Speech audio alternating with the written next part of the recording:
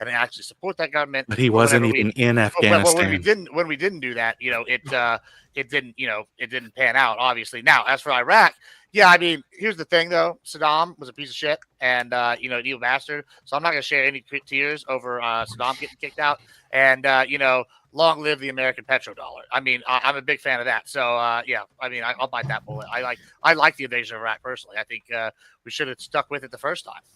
Well, I think the million dead civilians it's rough, but sometimes a million dead civilians over there is better than a million civilians over here. He does not care about that. But there's no million. I'm still going to say it though. I'll point out people's immorality every time I can. It's not immorality. It's just pragmatism. It's amorality. It's not pragmatism. It's not pragmatism, honestly, because here's the fact of the matter. I agree. Okay, first things first. Okay, I'm going to tell you flat out, okay? But when it comes down to Afghanistan and Iraq, there were people that made decisions. They would actually promise village leaders, hey, listen, so I understand you have a well that needs to get built over here, so we're going to get you funding for this region. But when they actually were unable to follow through with that, what do you think that actually does to that region? What do you think, for example, if you have a village leader where you promise that you're going to build a well to make sure that there's actual running water in the region, and you don't follow through a decision, what do you think it's going to do for that region? Create enemies. It's going to create. What do you think happens whenever you build a well and then they tear it up? Stop. Answer my question with a question. Okay, answer my question, please. I mean, you can pose your simplified questions all you want, but I'm talking about reality and I am talking about reality. We know that when we built water systems in this, Israel built water systems, those got turned into rockets, right? We know that when we did the same thing in some of these regions in Afghanistan. You're bad faith right now, sir. No. When we did these things in Afghanistan, sir, don't talk to me about Afghanistan when you weren't ever actually there. Listen, okay? Listen. I'm capable of reading reports. I'm capable of studying. Okay, you're not reading reports. There on the ground doesn't make you some all be all expert. I'm sorry to break it to you. You had a very small view of a small area of expertise. Please answer the question, okay? Because the fact of the matter is because if you actually don't follow through with one of these promises you make, you actually ruin the credibility. And guess what happens? Then the enemies that you're supposed to fight are going to come through, and they're going to follow through with their promises, and then it's actually going to degrade the intent you're trying to make for that region. That's my point. You're so keen on making clicks instead of actually understanding what geopolitics actually is, essentially. Yeah, and Chef Dylan says, what caused us to go to the Middle East? What intel led us there? Bad intel. Bad intel, yeah.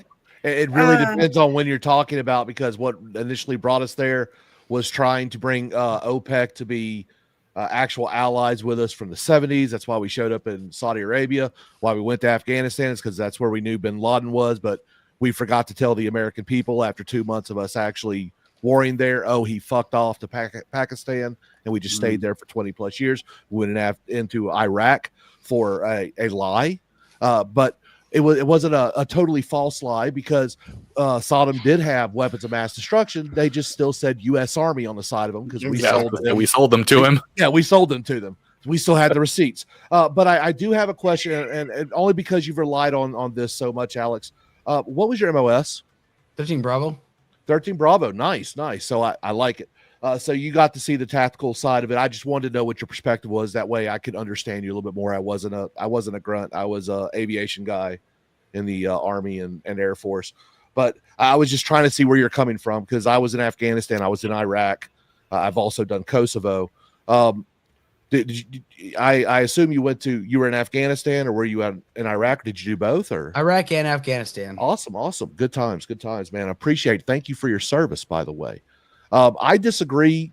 I disagree to a point with what y'all were saying. I don't believe there's a genocide going on, but that's neither here nor there. I agree with the fact that we should not be helping Israel. We shouldn't be helping the Palestinians. We shouldn't be helping anybody, because I'm an America First guy. I just don't see the point in us spending money abroad. Going on. That's my first. Can I make a? I'm sorry. Can I finish Alex, what I was saying, please? Go ahead, sir. I appreciate you. Thank you so much. So where I can agree with stop messing with Israel and stuff. Okay, we can stop funding them. We can still sell weapons to them. That could make Gibbs happy, I guess. Yeah, we can still sell weapons to them, but we shouldn't be giving them subsidies. My real question is subsidies. I like that. Why should we even mess with the Middle East, period. Because over at Qatar, they're supporting terrorism. Over at Jordan is about the closest thing that we have to an actual ally in the Middle East. I think you would agree, sir. Maybe not Prime. Israel. Jordan's a good ally. I would agree. Israel is kind of an ally. I mean, we do exercise with them, but that's really all about we do, because we can't do anything because of the geopolitical backlash that comes when we do actually do operations with Israel. Should we remain in the Middle East at all? No, we shouldn't. And it's called the Middle West, actually. Just to be clear. No. I'm America first. I don't give a fuck what the rest of the world thinks. Listen, I get that you're America first, but I'm saying in general, in the Middle West, we should not be leaving. We should not be able to be there in general. We shouldn't be fucking off in like any country to begin with, right? Every country has a sovereign right to exist. Yes. So when we go in and invade or do anything, so does Israel. So wait a minute. But see, I under that, we would have to fine, agree Israel has a right to exist too. Israel does not have a right to exist. It's an ethno-like state. Oh my God, Saudi Arabia is an ethno state, for Christ's sake. Yemen is an ethno state. Oman is an ethno state. Everybody has a right to UAE is. exist. Everything down there is an ethno state. Jason, so why is Israel so different? Saudi Arabia and Israel are committing genocides at this time, honestly. So, Jason, I'm gonna tackle your argument from the American first standpoint. Okay? Yeah. Right? I like that. First of all, it's nice seeing you again, Jason. I haven't talked to you in a while. Yeah, Hope good you're seeing doing you, well. buddy. Yeah. I disagree with DQ, good friend there. Hello, hi, DQ. Hope you're doing well. I'm against American imperialism, so that's like my personal stance. I'm not for that at all. However, right, and specifically when we're talking about the Middle East, right, like it makes sense to have American bases there, and it makes sense to have a force there. Now, like that would be only, in my opinion, only with the express permission of the host country. I don't mean by like we go into Iraq, right, knock over the government, and then our puppet government gives us express permission to be there. No, I mean like we actually negotiate with those nations, maybe give them some sort of benefits or whatever, right? And we put a base there, which is exactly what we've done for most of the Middle East, right? Like I read off a whole list of bases previously. I'm not sure if you were there for that, but like I read off a whole list of American bases. That's fine, right? And we can understand that, especially if American hegemony is supposed to persist, right? Which I think you'd be in favor of, Jason. Like we would need to secure the global oil supply, right? So much of the global oil supply is there, so it makes sense. And the rest of the world relies on the U.S. to do exactly this, right? So it makes sense to have American presence there, but only again with their express permission and not knocking them over, right? Because they just don't happen to agree with us. Can I? Does that satisfy you, Jason? Yeah. Alex, I'd like your Can I perspective jump in on this real quick? I don't mean no harm, but y'all gonna go on forever. But Mr. Alex, what you were saying about the little girl, I do have the tape recording of the situation when it was happening. If Sarah doesn't mind playing it, because you don't see it. It's like an anime. It's like cartoon, but you can hear the little girl talking to the dispatcher. Yep. As the tank comes in to unalive her. This had nothing to do with Hamas. This has never been Hamas. And I have the word from even kids that are being taught in Israeli schools that this has nothing to do with Hamas, but has everything to do with Arabs and their hatred for just Arabs. And if you don't mind, if I can show you those, give you those videos and you can show them to prove that this has nothing to do with, it's a war from October 7th. And this has nothing to do with any of that. And it comes out of their own mouths of what they have said and what they have presented. So if I can give you those videos, they're not violent or anything, but they're just showing you what the mind is over there. Yeah, she's the one thing I think we all agree is that this has been going on a long time before October 7th, right? It was just another catalyst point. She's referring to Hind Rajab audio, right? There is no video, but audio of her call to emergency services. And she's it's an awful thing, but yeah, there's no blood in those. Yeah. Like I was saying earlier, we're not going to get anywhere comparing singular awful events because we're just going to be throwing them back tit for tat. You have to look at the overall proportionality of the violence. It's extremely one-sided. And little child, though. Well, no, the other side is going to bring up an atrocity that the other side did. It's constantly just going to be playing this tennis game of one singular violent event versus one singular violent event. Well, let's try it. Well, people can make those arguments like tit for tat, essentially, but the fact of the matter is like anytime the American military has actually committed a war crime, we've tried our best to actually convict those who've committed such war crimes. Right. But in Israel, for some reason, has not convicted anybody of said war crimes because Hind Rajab was not a threat to anybody. Her family was not a threat to anybody. Right. And like, listen, I've been in a situation like this in 2003. There was actually a time like where we were actually manning a checkpoint and we were told to prepare just in the fact that there was a drive-by. The car was driving up and we all got our weapons ready. The car came to a screeching halt. If there was a fucking backfire, that car would have been shredded cheese. But the fact of the matter is we all maintained our cool. We did not open fire on this car. The fact of the matter is that the over 300 bullets riddled Hind Rajab's car. The family's car. I'm sorry. Not even just the car. The rescuers that was coming to get her, they also riddled them with bullets. Exactly. What this got to do with Hamas at this point? Nothing. And thing is, like, there was rescue crews that tried to come out to save them, and even they were blown the fuck up. And this is wrong. And like, listen, if you want to say like, oh, well, you know, Hamas does this, Hamas does this. Listen, I don't give a shit about Hamas. I'm not a friend of Hamas. I denounce Hamas. But Hind Rajab was not a member of Hamas. She was 5 years old, the same age as my nephew, for fuck's sake. And you're telling me, oh, well, she deserved to die? What the fuck is wrong with you? Seriously. And the emergency. I agree with you completely, but my point isn't that it's not bad, and I agree with all of that. My point is that you're going to win the argument easier if you make a larger proportionality argument. Because if you're trying to make an emotional plea to someone who's not going to feel emotion to the thing you're arguing, there's no point, right? Like just exactly what Prime was saying earlier, and I agree with that to a level. So the proportionality argument is an argument no one can fucking deny. Not even Gibbs, I don't think, can deny the disproportionality of the violence that is happening. And let me allow Jason wanted to make his exit, so we're going to give him the floor with his final thoughts. Yeah, I appreciate it. Look, when it comes to this whole situation, the way I look at it is very simple. I'm an America First guy. That means I want to take care of Americans. Currently, as like Prime mentioned, we have a lot of bases over in the Middle East. We don't need to be there. And the reason why is because we are a mercenary force for certain countries, such as Qatar, who doesn't have a standing army of their own, Kuwait, who doesn't have a standing army of their own that can defend themselves against anything. We have actually empowered Iran and built them up into a regional power because of our invasion of Iraq, which was fucking stupid. When it comes to Israel, they are supposedly an ally, but I don't think we need to be sending them money.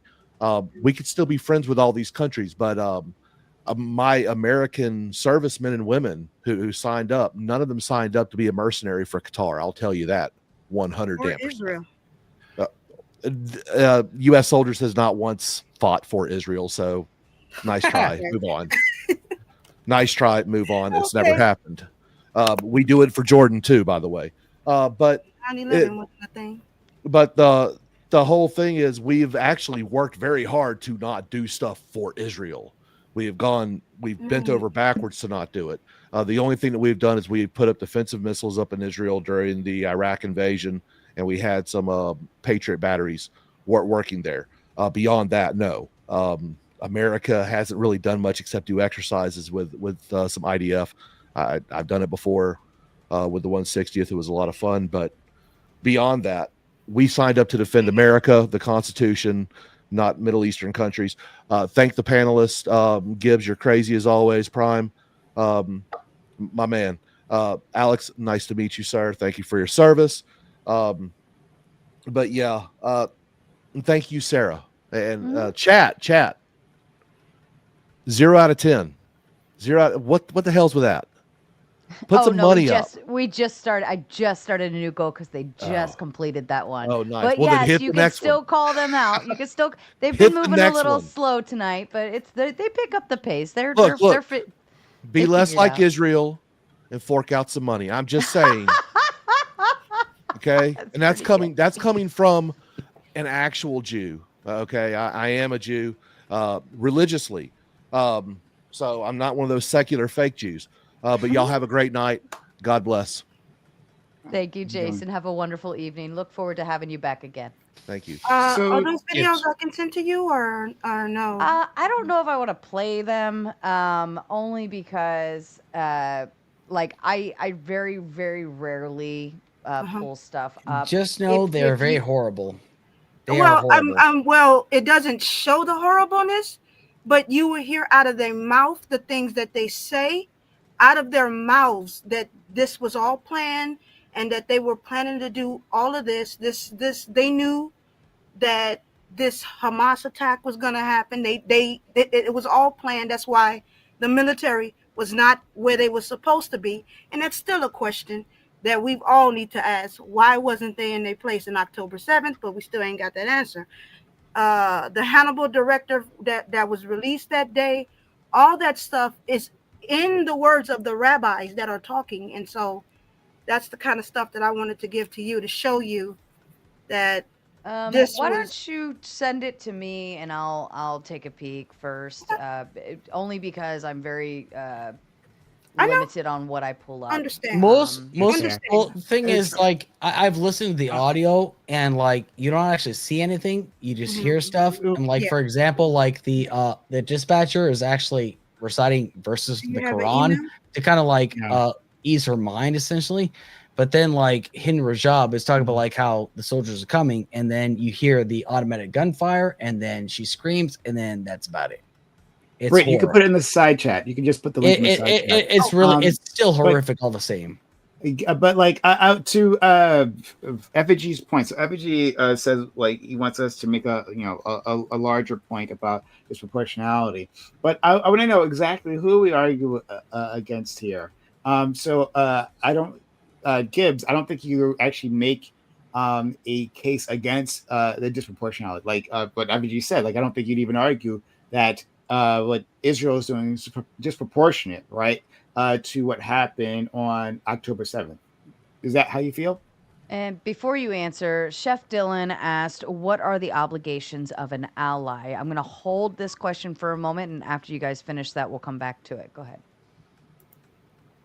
Are you muted, buddy? Mm-hmm. Yeah, on stream. My bad. Sorry. I think with the disproportionality thing, like this is the problem when we look at this. I'm not going to try to argue that the proportional ratios. Excuse me, I got something to throw. Is going on there? Like, is a fair one-sided thing? I'm definitely not going to die on that hill. What I am saying though is that I don't see the genocide. I see them going in there and trying to like clear out an organization that is entrenched in the population and is using the population to hide behind. And when that is going on, when you can't go in there like we did with Iraq, where we have the surge, you can actually go door to door with like a massive number of people. I think that with them being surrounded on all sides, having to have part of their military occupied elsewhere, like some of this, like right here, they're limited on options. And I think that you are going to get a substantial, like high casualty rate of civilians whenever you're actually trying to end this problem, which is this evil organization, Hamas, once and for all. And the only way to do it is like dig it out. That's why I use the cancer analogy. If you just go in there, and you don't dig out Hamas completely, or don't get rid of like all these organizers, or don't kick them out of the country, like they're talking about with this peace deal, then I think that it's just going to keep coming back, and you're going to keep getting this version, and they're going to keep like making these attacks. And so, yeah, I don't necessarily have a problem if this is in the long term, which I think it will save lives, because we're not going to have this continued like war going on where it's a constant state of like low level or mid level war, as opposed to if they go in there and just have one real bad one, they go clear everybody out. It's going to be better for everybody long term. But Gibbs, doesn't that assume that that Hamas is like doesn't have justifications, doesn't have reasons, right? That people join them. And so people within this population are joining Hamas for a reason. So if you were to actually kill everybody, like let's say you push a button and everybody people who join currently cartels for reasons too. Well, hold on. I mean, people who currently like are part of Hamas just like drop dead, right? Like instantly. I think you'd have another organization like, being built the next day because the underlying issues causing the conflict are not being taken care of. In fact, they're being inflamed by what Israel's been doing for decades. Hold on. So if you want disproportionality, the disproportionality of the violence fuels more of their enemies being created. What's that? Like it's what it won't allow me to post it on here. You have to put it in the private chat. See that little private chat? I would actually know, on the like, know side? something Gibbs though. Gibbs, let me finish his point. Can I just finish my sentence just really quick? So Gibbs, so I get what you're saying, Gibbs, but I think what you're like promoting is like it's kind of like going on like working out every day, right? Just going hard at the gym every day because you want to lose weight, and when you get home, you just down a fucking tub of ice cream, right? Like you're working out, I guess, right? You're doing something good, but as soon as you get home, you're doing all this terrible shit that's totally gonna undo everything you just did. So there's really no point, right? Like I think that if you want to stop this issue of there being violence there and people joining violent organizations that attack Israel, you need to deal with the underlying reasons, right? And Israel's doing the opposite of that. They're inflaming the reasons people join these organizations.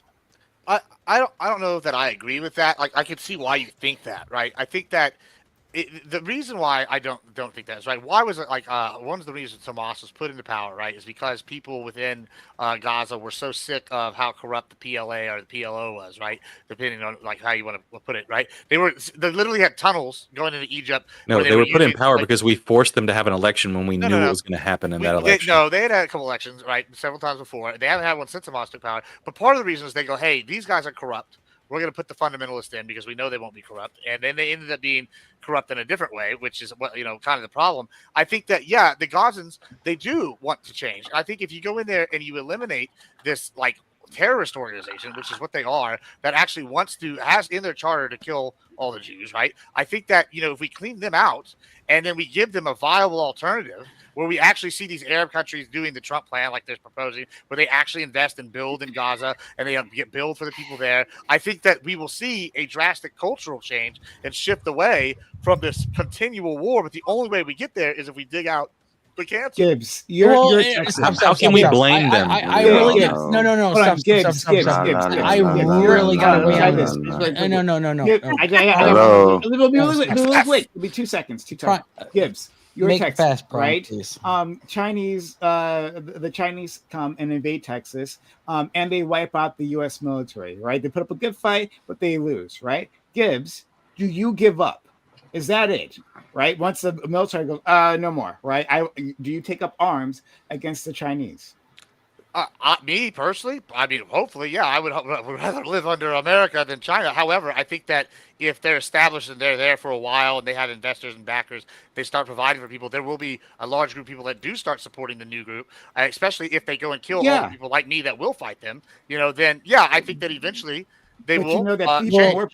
More Texans are going to join, right? Like, they're going to have to kill a lot of Texans. I understand that. Kill a fuck ton of Texans, right? Yeah. So instead of maybe trying to kill a lot of Texans, maybe don't invade Texas, right? Well, that's why you don't mess with Texas. That's neither there. Don't invade Palestine. Well, I mean, hold on. This is different, though. They were responding to an attack. Stop. Okay, the first and first. Okay, Gibbs. Before you go any further, Britt, I listened to that, but it doesn't. I mean, it just has the phone call, but I'm not hearing any like bullet sounds or anything at the end of it. I don't know if it's really worthy of playing. Just like brief TLDR for it. It is very sad to listen to. This little girl is saying, to the dispatcher, please come get me. I'm scared. Yeah. And the lady was very nice to her on the phone, like basically saying, I'm kind of trying, like, what can I, she's saying he is currently coordinating so we can come get you. Are there artillery activity around you? She says, yes, come get me. And the dispatcher says, yes, I want to come get you, but it's out of my hands. Then she goes through the like prayers, which I thought was very sentimental. That's when the tank came. Yeah. And then she says, are they still in the tank? She says, yes. Where are you? Are you seeking safety? Yes, I'm in the car. The tank is by my side. Promise, come get me, please. And the lady says, stay in the car. And she says, I'm going to keep talking to you. I'll leave the line open. I'm not going to cut the line. And the little girl says, okay, please come get me. And then that's when it kind of cuts and just says, this documents the last moments of Hind Rajib's life before an Israeli tank fired 335 bullets at the 6-year-old child. It's very sad. I don't feel the need to play it at this point, but it is very sad. But that's okay. I just wanted to the thing that was a thing. I would say is that that's not Hamas. That was a little girl. You know, the Zionists are basically. Did they know she was in the car? Yes. Yeah. So, Alex mentioned earlier that there's like a portion Hamas of the video has been where infiltrated, created by you like Zionists. hear. Hold on, Rocky. So Alex mentioned earlier there's a portion of the recording where you hear somebody like crying, saying that the tank's coming, and then you hear like gunshots and you hear a scream, and then the call drops. So that was actually, if I remember correctly, it's Hind's cousin who was in the car initially with her and the rest of the family. The car was fired on by a tank. The cousin was one that called first, and then she's the one that you can hear being killed on the phone. Oh, and then okay. Hind calls back afterwards, and then has that conversation while she's in the car. That video might have been and short they then coordinated because it with didn't emergency show all response. Emergency response, like the ambulances. I think Alex was talking about this before. They're coming to address this. They like talk to the idea, so they know their exact route, right? So they don't think they're terrorists or anything. They come there and then they assassinate those ambulance workers when they're trying to find that girl.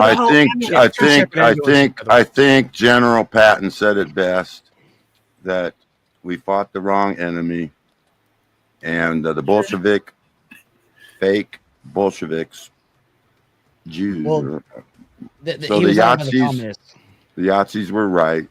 Tried to protect us from these. I don't think the Yahtzees were right, honestly. So I'm not going to go that regard. So let's stay away from that. Yeah, I do want to come back. Did anybody answer to this question? I did, because I was Rocky. listening to that while I was here. Chef Dylan asked, "What are the obligations of an ally?" Alex, you want to take this one? Obligation. Which ally are we talking about? Israel? I think overall any ally.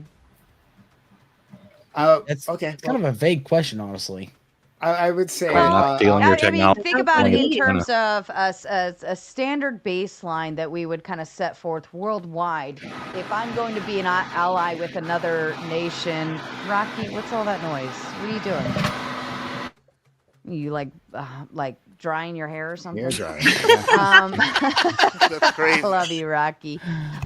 So, like, if worldwide, if I wanted to be a nation with another country, and then another country wanted to be an ally with another nation, where do you think the baseline standard would be for the obligations of an ally? I would say that honestly, I would say if we were going to be a nation that abides by the rule of law, the law of Geneva Conventions and law of armed conflict, if we're going to basically say, listen, what's happening over there is not fucking cool, but yet we can condone it when our ally does it, then what standing exactly do we have, essentially? And I'm very consistent about this, because the thing is like, I was very against Saudi Arabia doing a genocide against Yemen.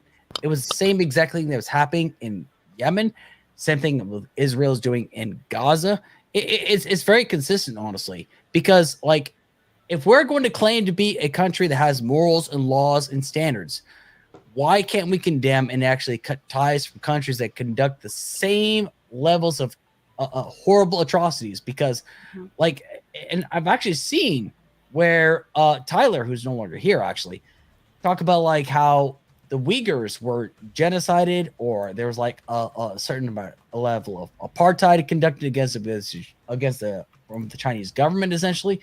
Like, it's all kind of tied in together, because like, if we are going to be a country that has the rule of law, but yet we are not going to enforce it basically because our closest ally is conducting it, then what standards actually do we have? Mm-hmm.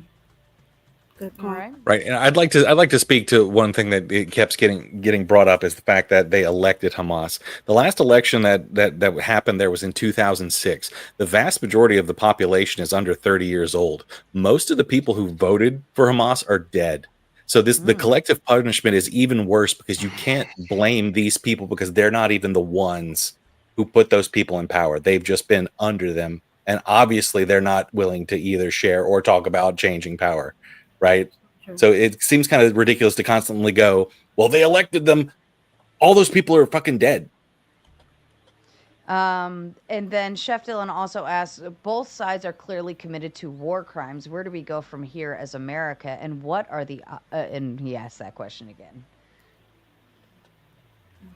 But There's evidence that Hamas Sarah, is you can look at the other video controlled as well. You don't have to do it. opposition. There's evidence that Hamas is controlled opposition created by the Zionists. They just controlled opposition. There is something to that. There was evidence that Bibi knew about the plan. There's also evidence about funding and how he was allowing funding to go through Qatar to Hamas. There's a whole bunch of shit that Benjamin Netanyahu needs to answer for, and he will not answer for it as long as he keeps that war going. Actually, about that. Yeah, it's all about money. They just both sides want money. It's and all the about war him machine out of jail. makes money. But I'm actually going to get ready to go here shortly, but I actually want to bring something up. So, Gibbs, I feel like we need to discuss this certain topic. Are you ready for this? Yes, no, maybe. Fuck you. Okay. I mean, yeah, I'm waiting. I'm sitting there. Okay, I just want to make sure you're actually listening and stuff because you're kind of dancing in the background. Okay, so take yourself as a Palestinian child, essentially. You had nothing to do with October the 7th, but yet you're sitting in a house and your entire house gets rocketed to shit. Your entire family is gone, and yet Israel's going to come and tell you that they are the good guys. How would you actually feel about that? Do you think that Israel's the good guys about this, or do you think, like, what would you actually do in that regard? You know, I will tell you, I can't speak for the view of Palestine. I can't imagine that horrible situation, right? Personally, because that's a pretty extreme, horrible situation. However, I can speak as a based American, and I can tell you right now that sucks to suck. I don't know what else to say. They're both going to hate each other. They're going to keep killing each other until the end of the time. And, one of them's our ally and the other one's not. It's like really that hard, that kind of mad. Like, Tyler might have made the moralistic argument. I'm just sitting here. I'm going to make the hard pragmatic ones. And, that you might not like that, but I'm not going to sit here and be tugged on my heartstrings and sit here and argue for American policy just because, little Sally in Hamas land had a bad day. Like, it sucks. It sucks real bad for them. It also sucks for the people, the victims of October 7th. It sucks for all the people in all the wars everywhere, ever. Like, shit's tough. But I'm sitting here. I have our allies back. I think it's much more beneficial to have their back Allies. long term. Which, yes, we've already gone into the whole debate earlier for 2 hours before we even got the open panel of why all the different litany of reasons are that they're our ally, and it's good to keep having them on our they're more like our rulers. They're more like not our allies, more like our rulers. rulers. We got another dance coming in. Yeah, I'm just saying. Whenever I hear things like this, it's just I can't take control it seriously. The dollar. They control the dollar. Yeah, they control the dollar. Red shield. Red cross. Yeah, I hate to have to argue on the side of the Jews and the crazy final people. point of this is like, I guess like when you're sitting here doing this, Alex, when you're trying to make the pull the heartstrings argument, it just doesn't sell because I'm not going to vote on policy just because of an emotional response. I'm going to vote what's best for America, and in my opinion, what's best for America is the community supporting are one of our strongest allies in the region for a plethora of reasons. What's best for America So is to stay away from them. I pulled up Britt's other video. I cannot play it only because of what they're saying, but I will go frame by frame and read aloud at filtering, obviously, with very specific directions. Once you know that, Sarah, I do gotta basi- go. I'll give my closing statement. So. Oh, sure. Why don't you go ahead? Oh, okay. Well, first things first, Gibbs. When it comes down to that, like, you can't sit there and say it's like, oh, tug on heartstrings when you actually tried to tug on the heartstrings of other people when it comes down to Israeli citizens being killed. The fact of the matter is, I'm actually more consistent regarding this, but let's just be perfectly honest about this. I bring this up because Israel has killed far more citizens than Hamas has killed. It's blatantly obvious. But the fact of the matter is, like, you're actually going to sit here and it's like, well, I don't give a shit about these people. You're actually willing to say, well, I care more about money. I care more about than human lives, essentially, which basically means you don't actually really give a shit. This whole idea that, like, people like, oh, well, I care about lives, but, you know, it seems like, and you've actually made this abundantly clear, it's not about, like, Muslim lives, because they are not human to you, essentially, because you've made this abundantly clear. You talk about Dearborn, Michigan. You talk about, like, Minneapolis.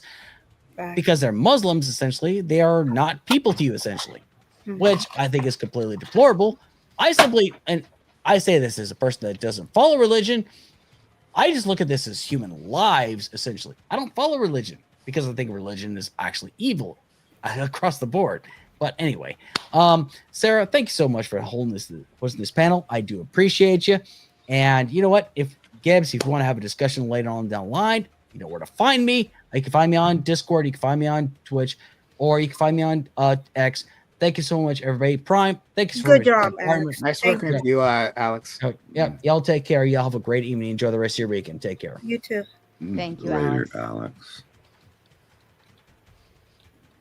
All right. So let me go ahead and I'm going to do friend. I'm sorry. I need to head off too, but it was great to talk to you all. Have a good night. Nice talking to you, DB. Wonderful. Dewey, looking forward to having you back for some more stuff. Yeah, definitely. Good night. Have a wonderful night. Hey, Top Dollar Grip, sorry. You were trying to make a point and then you were tossed off previously. If you want to make a point, something about a cultural something, remember? Let me go ahead and I'll actually save that for a second. Yeah, let me go ahead and read this. This is a classroom in Israel, and it's basically a teacher coming in and speaking to the classroom, and she's asking questions, and she says, "What comes to your mind when I say the word Jerusalem?" The kids get through their various answers: the Holy Land, Holy House, the Temple. Who thinks that the temple will be built in a few years? All the kids are raising their hands. What is the place at the temple? And they say Al-Aqsa Mosque. I'm not sure what that is. And she says, what will happen to the mosque? And they say it will collapse, explode, or disappear. Who among you have met an Arabic kid in the last year? And they all are raising their hands.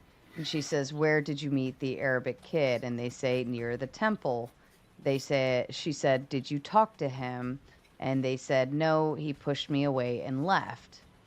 Then she says, what will happen when you meet an Arabic kid? What do you feel? And they respond with angry. I feel I want to unalive them.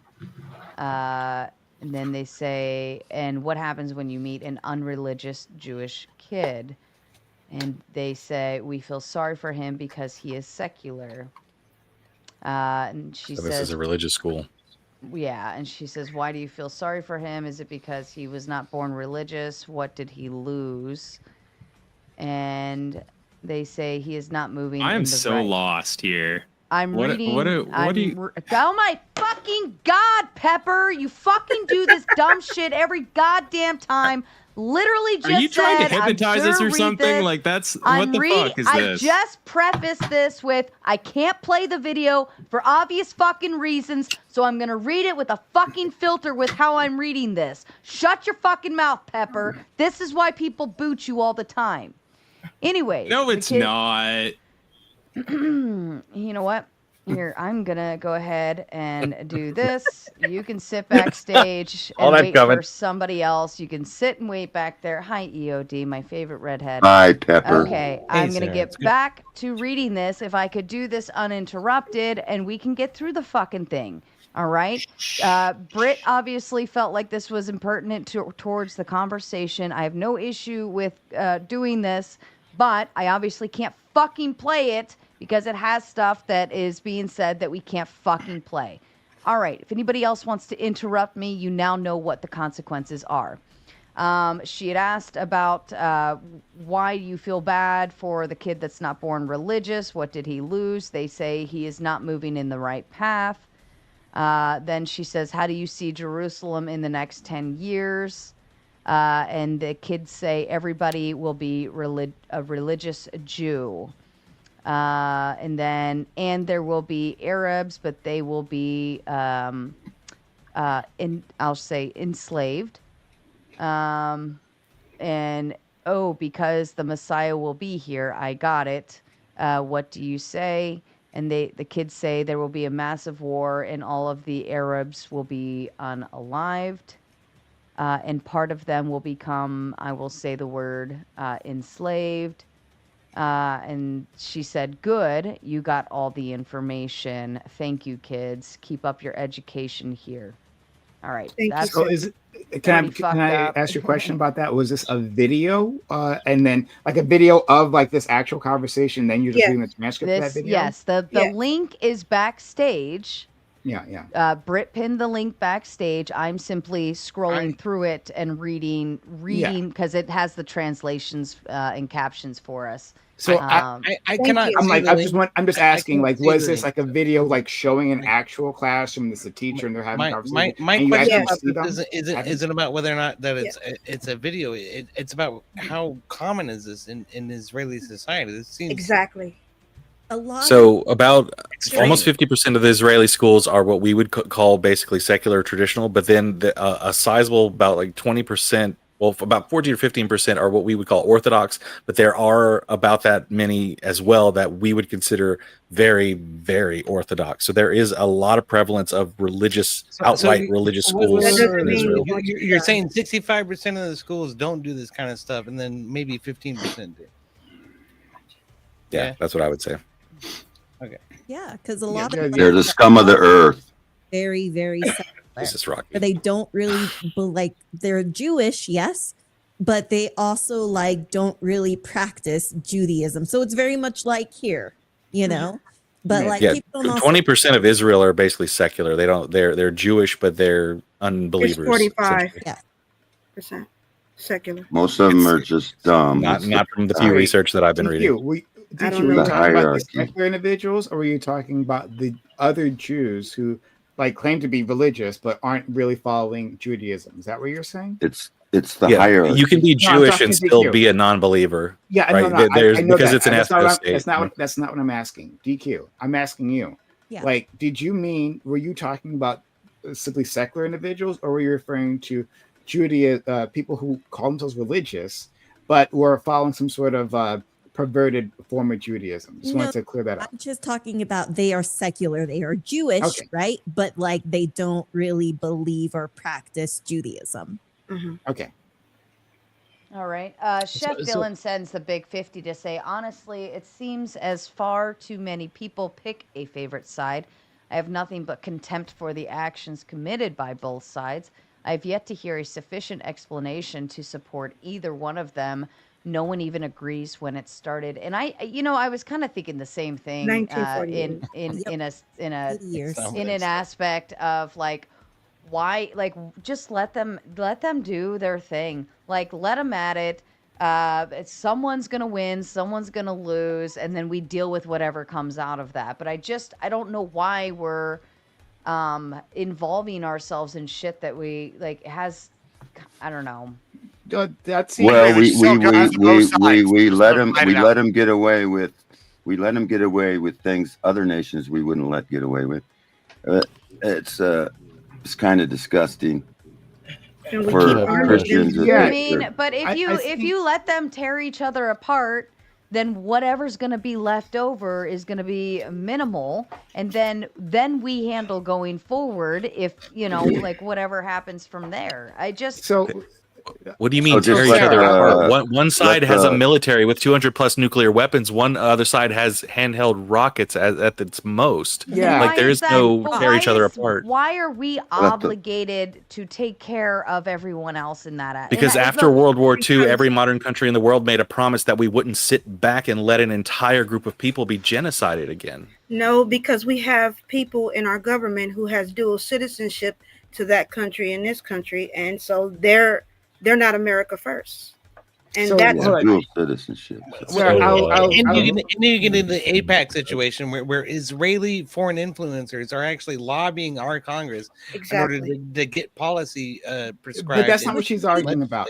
I don't understand. She's not It's arguing. Albert. She's not asking It's about Albert's. that, though. Reason. It's She's Albert asking about Pike's like, I just Third don't know World why. War. I she's just she's don't asking know. something another different. country. I just don't know.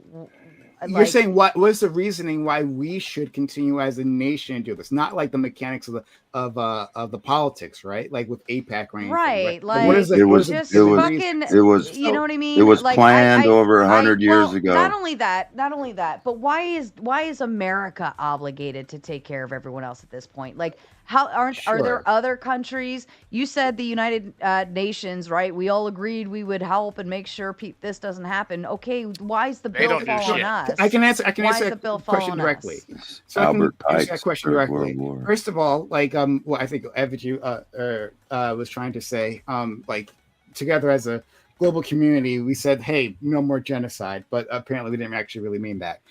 But more specifically, right, you're saying, hey, there are other nations that can do this. Actually, at this point, no. Right, part of being the global hegemon, right, being the top dog means that the U.S. has a unique ability to project force all around the world, including the Middle East, right. That brings up all the bases I was talking with Gibbs about previously, right. Like, if any country can do it, right, or can keep other countries from not interfering, right, that would be the United States. And furthermore, like I think was it effigy, maybe someone else said it, right? Like we're talking about.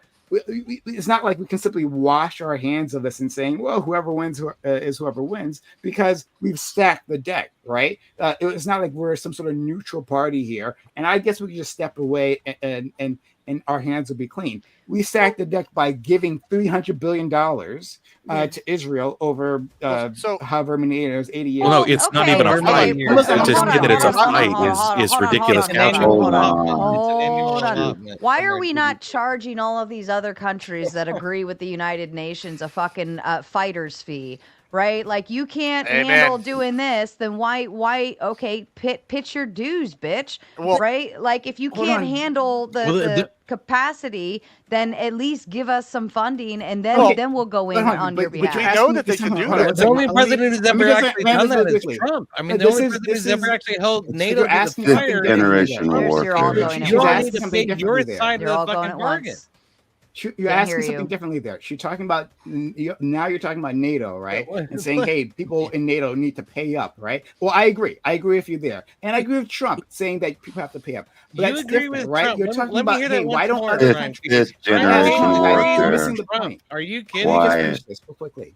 You're It's my asking turn to talk. why other nations can't do it. Well, we've made resolutions in Security Council resolutions saying, hey, like Israel should stop, right? Something should be done about this, and a whole list of things that should be done about Israel. And the United States has been the one who's protected them on the Security Council. So I'm just making the point here to you, Sarah, that the United States isn't some neutral actor, right? And walking away doesn't simply mean, well, like we have two even sides, and one of them will win, and it'll be clean, right? That means that. Why do we keep, like, if one's do you gonna not win care and about the one's genocide? If they genocide them, do you not care? Listen, here's stop.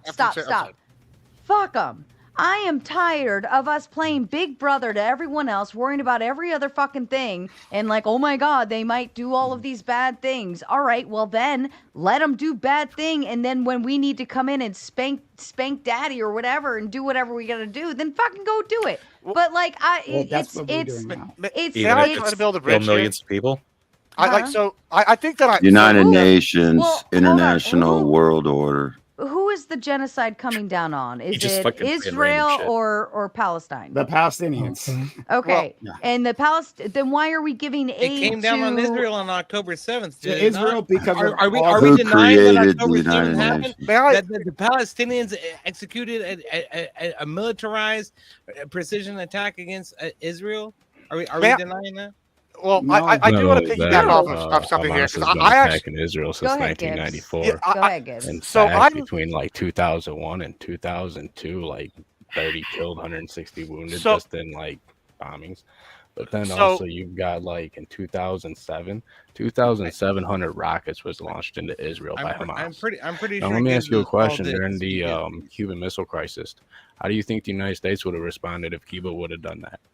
2,700 missiles. Well, I don't know about We would that. have wiped Cuba out. I want to kind of get in here. Right? They were just bottle rockets, man. Come on. I want to get in Go here ahead, because Gibbs. Go ahead, Gibbs. So Go ahead, Gibbs. Thank you. I am actually kind of in between yours and Prime's position, but I do want to say something here. I think Prime actually in his analysis and his meta overall data is absolutely correct, right? We've already picked a side, right? We picked a side. We have stacked the deck. Like, I think Prime and I are in 100% agreement on that. Like, there's no question Israel is our buddy in the region. Now, you can argue whether that's a good thing, bad thing, who wants to. I don't give a shit, right? But the deck has been stacked. That's how it lays. Israel's our friend. I am sympathetic to what you're saying, like, oh, all these countries, they've been free ride off us too long, fuck them, right? And we actually have an example of what you're talking about happening right now. Rwanda has picked up all the UN contracts, except for, I think, one. I think they're about to inherit it from them, over from France, as France pulled out and policing Africa. And they've been extremely successful at this. Now, there's a whole different set of problems there, but we see exactly what you're talking about, where they outsource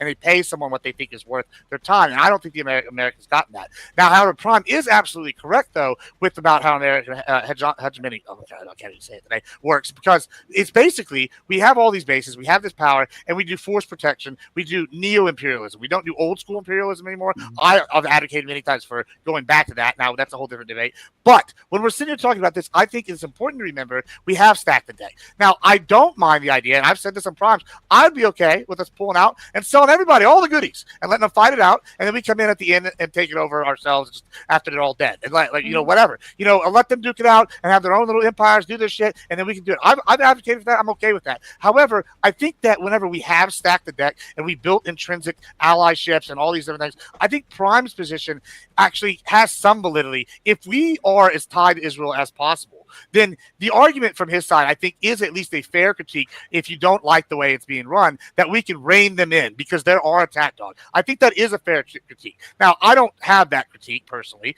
because I think it's for a different variety of reasons that we don't need to dive back into right now. However, when I'm sitting here going, oh, what are we going to do? Well, if we just pull out, well, we've wasted all the millions, all the time, all these other influences in the region, and it's not like it's just going to fix things overnight. It's going to make things way worse. But that's the sinking ship, the kind of fallacy thought. Oh, well, I've invested all of this Sure. money into a sinking I think ship. it's just Hopefully one factor to it'll factor pick back in. it up, let it sink. Right, but at the same time, now we can hold that little carrot and say, hey, look, remember all that shit we gave you? Yeah, I absolutely agree. I think we should do more of that. Yeah. I think there's a bridge between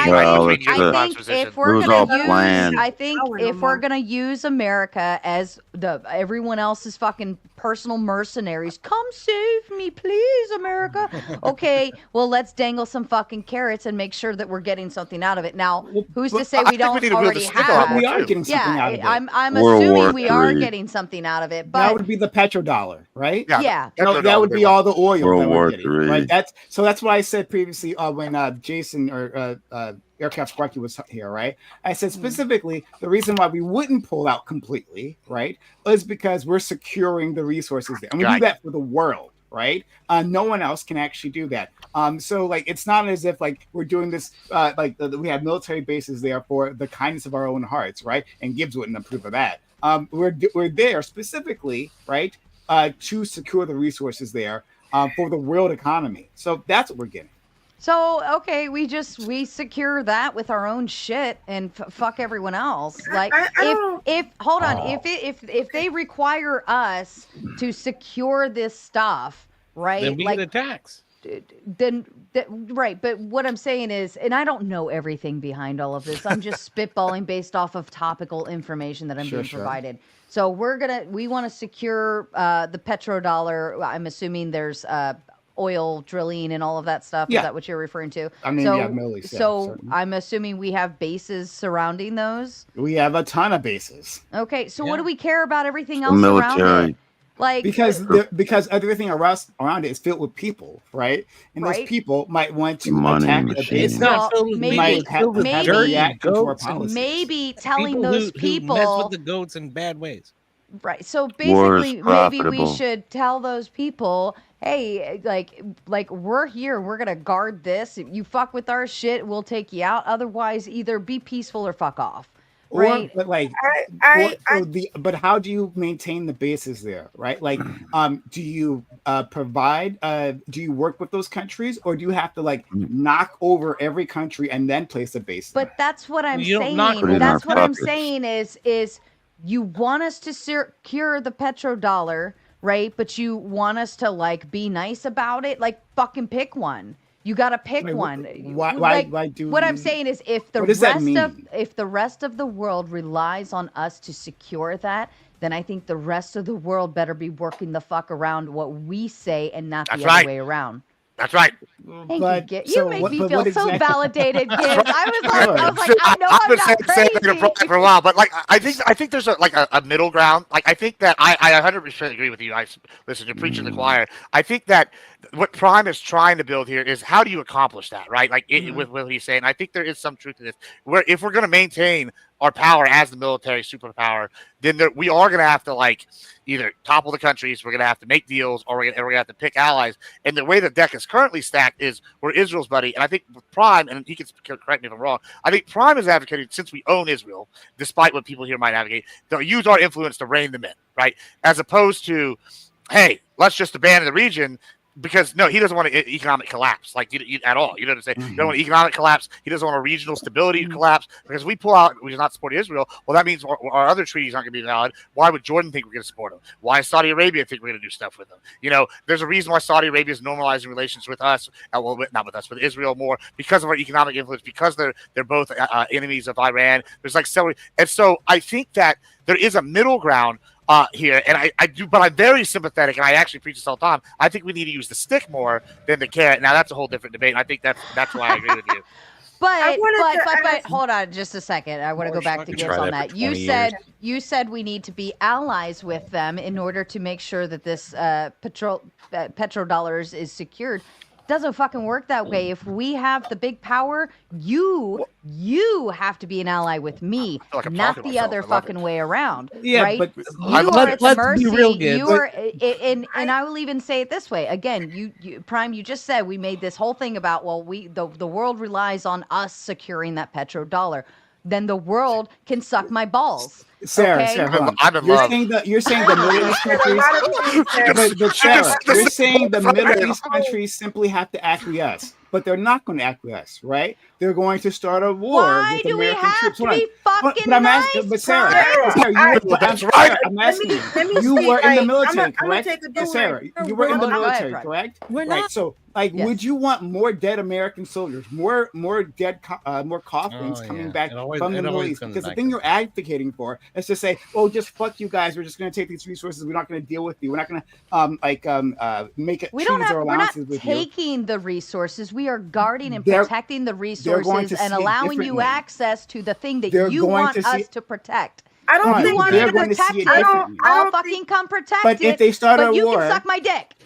but I if they don't start, Albert but you Albert see- Pike You don't have started it. World if they War start a and Then you war, know what? Tell me you don't that's have dead it. American destroy soldiers. the Then Muslims Prime, and the Jews. Prime, release it.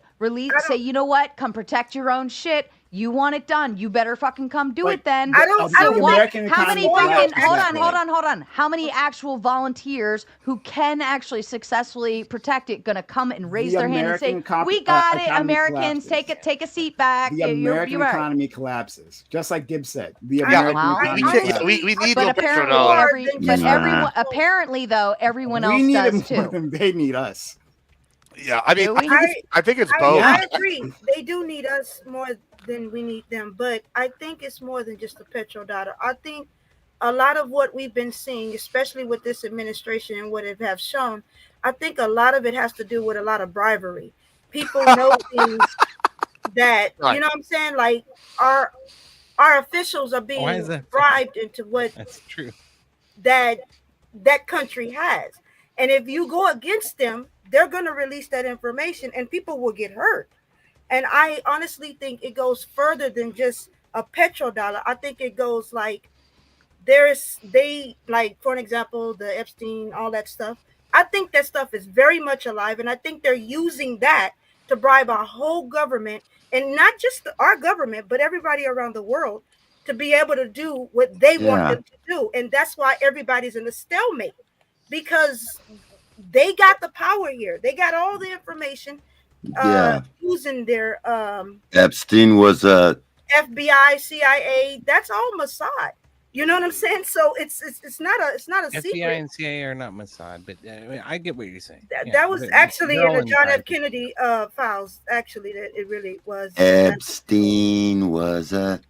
That was okay. Look, man, like the Suez Canal doesn't happen without the United States military fucking enforcing it. Okay, free trade in Europe doesn't happen without the United States enforcing it.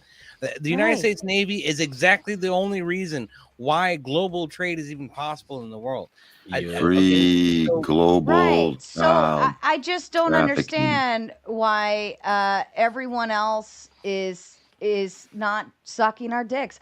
Like, I just don't get it. I'm sorry. I'm telling you, that's what it is. That's right. They already are. Right. Like, here's what I would say. Secure We what are you the need to great secure. Satan. Secure what you need to secure for the petrodollar. But anything outside of that, let them fucking fight. You know what? It's not that part is not our problem. It's not our problem. Sorry, do you understand what the petrodollar is? Right? The petrodollar is the agreement. The petrodollar doesn't have a fucking thing to do with Israel versus Gaza, okay? Conversation. Petrodollar really is quickly. enforced with the war It really machine. has a lot to do with Israel-Palestine, if we're being honest. Hang on. This is a basic moral quandary, right? If you're standing in front of a crowd, hang on, really quick. Shut up. Really quick. Enjoyed my time here. Go ahead, Thank Effigy. you so much, Sarah. Okay. No, I'll let Britt say goodbye. Hold on. Let her make her exit. Thank you. Thank you, Britt. Yeah. Have a wonderful evening. Cheers, Britt. So, basic moral quandary. If you are sitting in front of a crowd of people and someone walks up to that crowd with a gun and is about to spray them with bullets, and you have a gun yourself, but you do nothing and sit there, are you responsible for their deaths? Okay, are you talking about me in a crowd, or are you talking about the United States in a global economic power struggle for superpowerdom? I'm just saying, if you have the power to stop it, like you're talking about two completely different things. You're And- comparing apples to oranges. Let This me is interrupt bullshit. just for a moment, EOD, and I'll hand it back. Speaking of power, chat, you have the power to end this or continue it, but that power only to continue it sits in your dono chats. You are 3 out of 10 on the dono goal, and you only have 12 minutes to finish it if you would like to keep going. And it's just now getting good because now I'm getting pissed off listening to all this. Let's be nice shit. So the power is in your hands, chat. You're 3 out of 10. Finish the 7 more, and we will keep going at the end of that 12 minutes. Otherwise, we will all say goodnight. All right, I'm going to tinkle. Go ahead, EOD. Let's fucking go, chat. Get some fucking gonna super tinkle. chats and let's get it. Like, come on. We need 7 more. Let's get there. Okay, so FAG, this is complete fucking horseshit from you. Okay, like I don't even understand what the fuck you're saying. The reality of the situation is that the United States mainly controls free waters in the global hemispheres. Okay, whether it's the Asia Pacific or the Indian Pacific or the Atlantic, all of that shit gets controlled by American Coast Guard, American Navy. Free trade is guaranteed by the United States across the world. I agree. Is this something that we should get some return on, or is it something that we should not? Sure. I think we just don't agree on what return means. We do get return on it, I don't though, think right? we should Like that is the trading system the that day. America benefits. Yeah, Number one, it's our America, system. They're the using our biggest, system. Economy, right? America, who right now is big dicking their way around with these tariffs, right? We get to impose all that. The reason why that even happens is because of the system we're already talking about. We have plenty of returns from that system. That's why we live in the country with the wealth that we have. It's because of what you're talking about.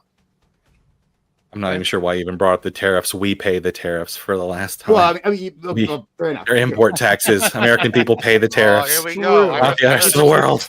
It's I heard a lot of so this incredibly stupid, of course, but like I'm trying to appeal to MAGA. We don't necessarily pay the tariffs, okay? The companies will absolve some of that. The companies on the other side will absolve some of that.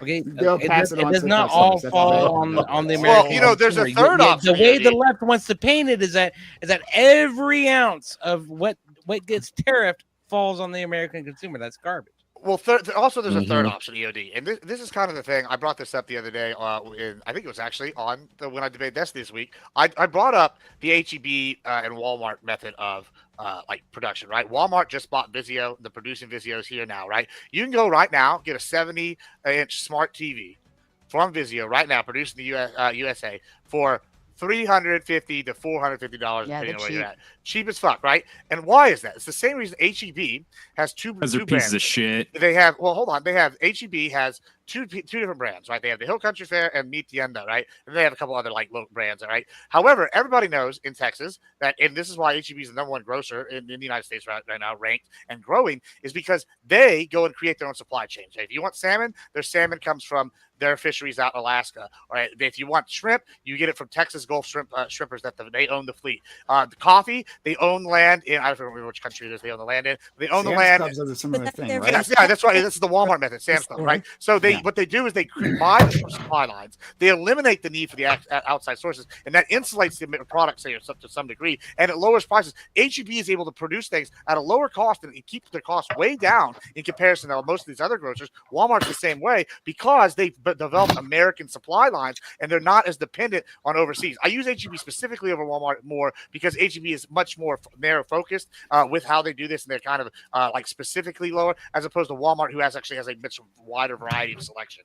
And when I talk about this, but yeah, the Walmart HEB kind of style of like creating the supply lines, eliminating the outside interference is the third option that I think I was alluding to with EOD here. And I don't see why we don't do more of that. And the tariffs are going to incentivize that and help us out. I didn't want to like. The biggest reason why not to right? is item quality. We want our electronics made in Japan. We want our watches made in Switzerland. We don't want everything to be the lowest common denominator made by dumb Americans. Sorry. Yeah, but hold on. When you are, pardon me. I'm so sorry. Pardon me for just a moment. Let me interrupt here because at the same time, when you are can't afford fucking expensive watch from Switzerland and you can't afford an expensive TV from Japan, you want something that, hey, I'll get something that works, is sufficient for a lower cost and a reasonable cost. And with the economy being as it is, fuck yeah, I'll buy the cheaper shit. Fuck yeah, unless it's something that's very specific. Timex. Something that's very specific or whatever that I'm very particular on. Otherwise, I literally, and I didn't know that about the Vizio Gibbs, but I literally just bought because we needed a new TV because one was broke, whatever. And just, I was happened to be walking by and I was like, oh my God, like it's only that much for a fucking TV this big. I was like, fuck yeah. I will complain that the remotes are very particular and picky. It's getting on my fucking nerves. But we have the TV. Oh, so it is a piece of shit. So that's why you go on Amazon. The remote thing that's built in China. Yeah, I mean, this is why the dollar stores survive, guys. You know. Anyways, I want to ask this question from Chef Dylan. He says, "Is Israel going to help us with Dearborn or Minneapolis? Bring up top dollar." Oh yeah, you brought that up, but yeah, I do ask that. Like, are all of these other countries are coming to our aid when we have natural disasters and stuff like that? No, they absolutely aren't, right? And that's a very good point, right? But all that says is that we should be careful about and limited and thoughtful about how we interact with the rest of the world. Not that we don't interact with the rest of the world. Not that we necessarily pull out again. Like if we do that, if we pull out of the Middle East, right? Like the American economy collapsed. That's like American economy is past tense if we did that, right? That's why we maintain this. So like Sarah, you were talking about, hey, what do we get out of this? We get to be the top dog, right? The reason why we're on top is specifically for this reason, specifically because the rest of the world, they don't challenge us in these moments, right? Unfortunately, I think. When do we get to cash that check? We are right now. This is what it looks like. And hold that thought, chat. You have 6 minutes. None of you have been adding to the dono goal, so 6 minutes, or we all go night-night. It's up to you. Go ahead, Grit Gibbs. Yeah, I just want to. I know DQ was over here saying something. She got cut off. If you don't mind, what were you saying, Malachi? Oh yeah. Sorry. No, go ahead. Are you No, sure? we're I handing wanted it- to, yeah, I wanted to hear what you were Yeah, saying. we're handing it over to you. I kind of y'all thought. Listen, at the end of the day, it's only because of wealth. Wealth. That's simply what it is, right? We are the guardians of the world thanks to hegemony. Great, right? Yeah, no one's ever going to come to our aid because we have the wealth to take care of our country, right? In comparison to say like if like the Philippines, right, has a hurricane, right, and they need help, we will we send would help help them because they are a lesser country because they do not have the wealth because to because take they're care allied of with us. their That helps a country. lot. Is that they're allied with us. Right. We're allies. But if we went in, and told the Philippines to shut the fuck up, we are like if kind to other countries What does because that we mean are to seen as having the money, the wealth to be able to contribute to another country and to help. Yeah, no one's going to come to our help for whatever reason, right? We have a hurricane, right? No one's going to come and send help for like a hurricane or an earthquake or anything. Well, maybe an earthquake, right? But like, no one's going to send that help because we are already expected to have that in place to do it. Do you think Sarah, that's what do you right? mean by but- like Do you shut think the that's fuck up? right? I but tell hold on, Philippines. but then let's Is that say we justified? let's say we send help to the Philippines. Are they going to shut up and listen when we tell them to do stuff later? Like What do you that's want what them I'm to- saying. That's the power play. Do we They- have the power play to do that? When is the like But we- especially but we with do. Israel and Palestine? Do we have But the we power already, play but, with but, them? but hold on, we already do though, With right? Israel, we Well, definitely do. obviously they're still fucking doing stupid shit over power there. play, Hold on, So what definitely is hold do. on, what is stupid shit? Hold on, sorry. What are you talking about when you say stupid shit? Can you the explain? fact that there's a giant war going on, right? That nobody else seems to want, or whatever the case may be, and The Israel-Gaza conflict. yeah. I'm asking. I'm trying to figure out what you're saying. That's No, all. Yeah, I you're get being that. obtuse, Prime Case. I'm not being Fucking- obtuse. I'm asking you basic questions. I'm not do you trying have to a be. better way to explain it? Okay. Look. Here's the thing. Okay, we give millions of dollars to Israel every fucking year. Every year, we give them millions in aid. We give them billions in military equipment in order to facilitate, presumably, the West's will in the Middle East. Right? Like that's really what it's about. And whether or not that works out or to one degree or another is ultimately dependent upon Israel's government. Israel remains sovereign. Israel can do as Israel wishes in order to facilitate whatever response they feel is necessary to achieve the goal. But ultimately, the goal is to have some semblance of participation in a global economy with the Middle East. That's what we're shooting for. Yes. And speaking So- of goals, again, you have Agreed. 2 minutes, chat. 2 minutes to finish up that goal. You've got 6 more to go. Oh shit! Never mind. Nice, Kaiser. Zombie sends the Big Ten and says we should be America first. And I do question that. I don't feel like we're always putting us first, with the exception of having the power play later. But I still feel like, we used to say there's starving children in Africa, get over it. But at the same time, like there's starving children here. We have enough issues here. We should stop being worried about funding everybody else's problems. And shout out to Kaiser with the big hundo. I love when there's red on my screen. It's so lovely. It says, keep it going. Here's my pennies. I will gladly accept all of those pennies. Thank you, Kaiser. Tomatoes in the chat for Kaiser. Go ahead, Prime. Cheers. Thanks, Kaiser. So, GG.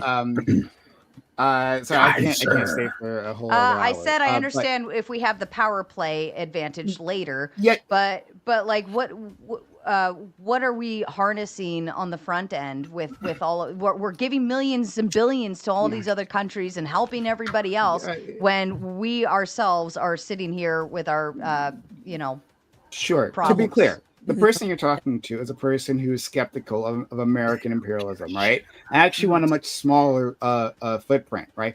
And I would say that, hey, right, that 300 billion we gave to Israel, yes, that should be used here in America, right? Like you're saying, we have people within America who are skipping meals, who are hungry, right? We have dilapidated schools, right? That money that we gave to Israel should absolutely be working for Americans.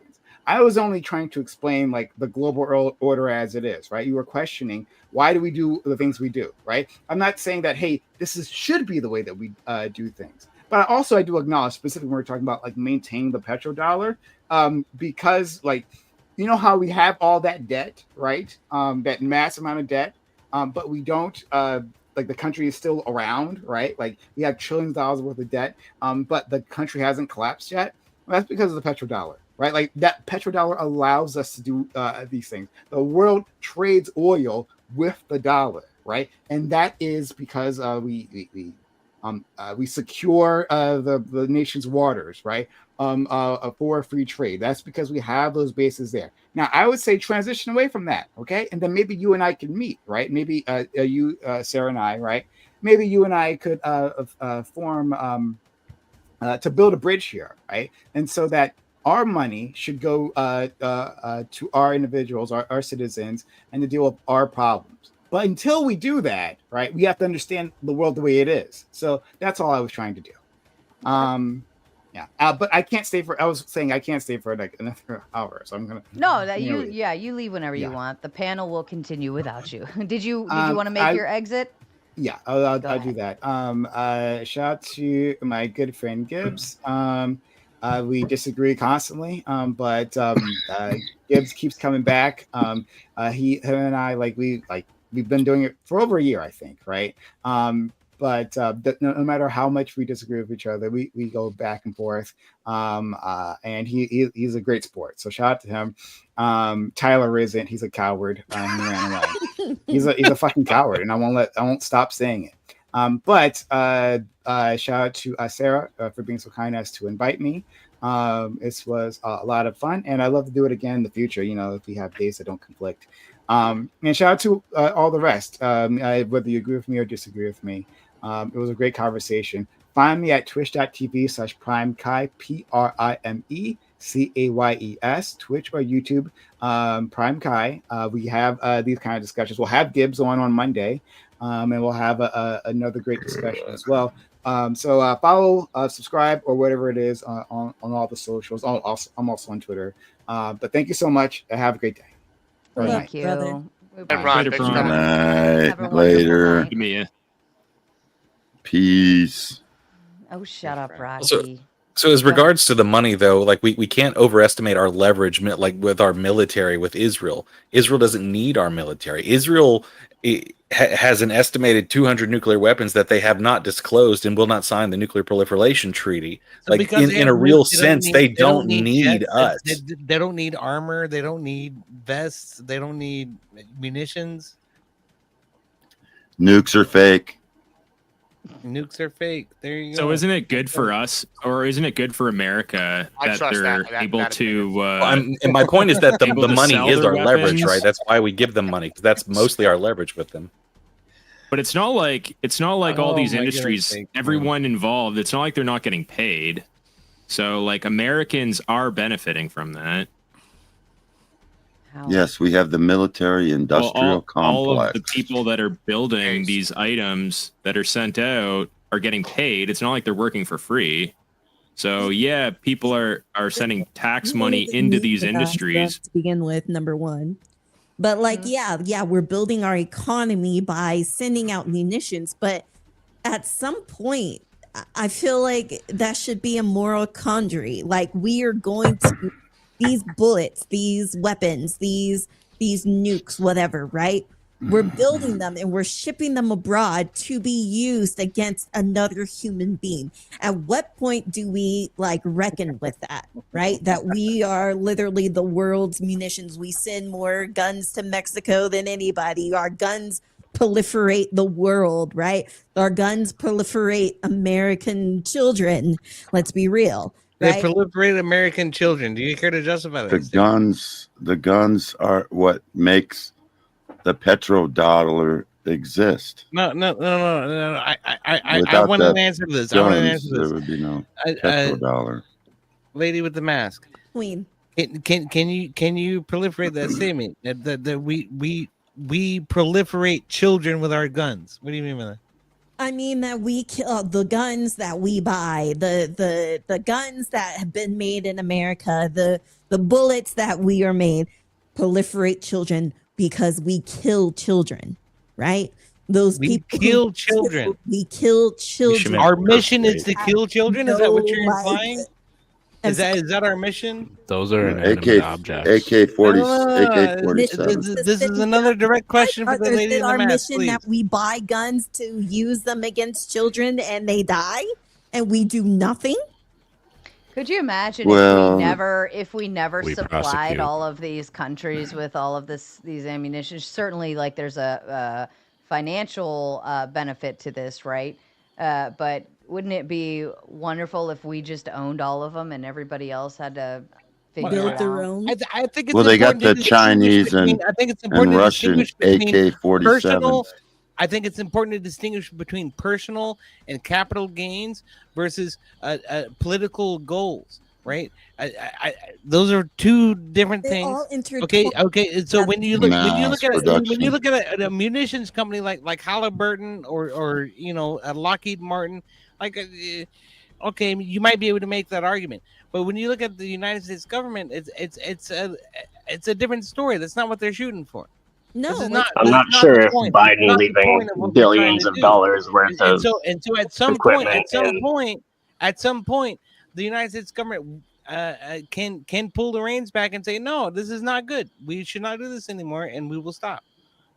Well, this is not a new thing, right? It was Eisenhower who ended his farewell address with warning us of the defense industrial complex, right? So, like, building war weapons has been a part of America's identity since World War II, and that has not stopped in any way. If anyway, it's even a bigger thing now. Those companies now basically have pipelines straight into the government at all times. Yep. Exactly. Yeah. Exactly. I believe that's a trend. All Roman but I countries don't- have been making money off of war machines, whether it's Ireland building ships.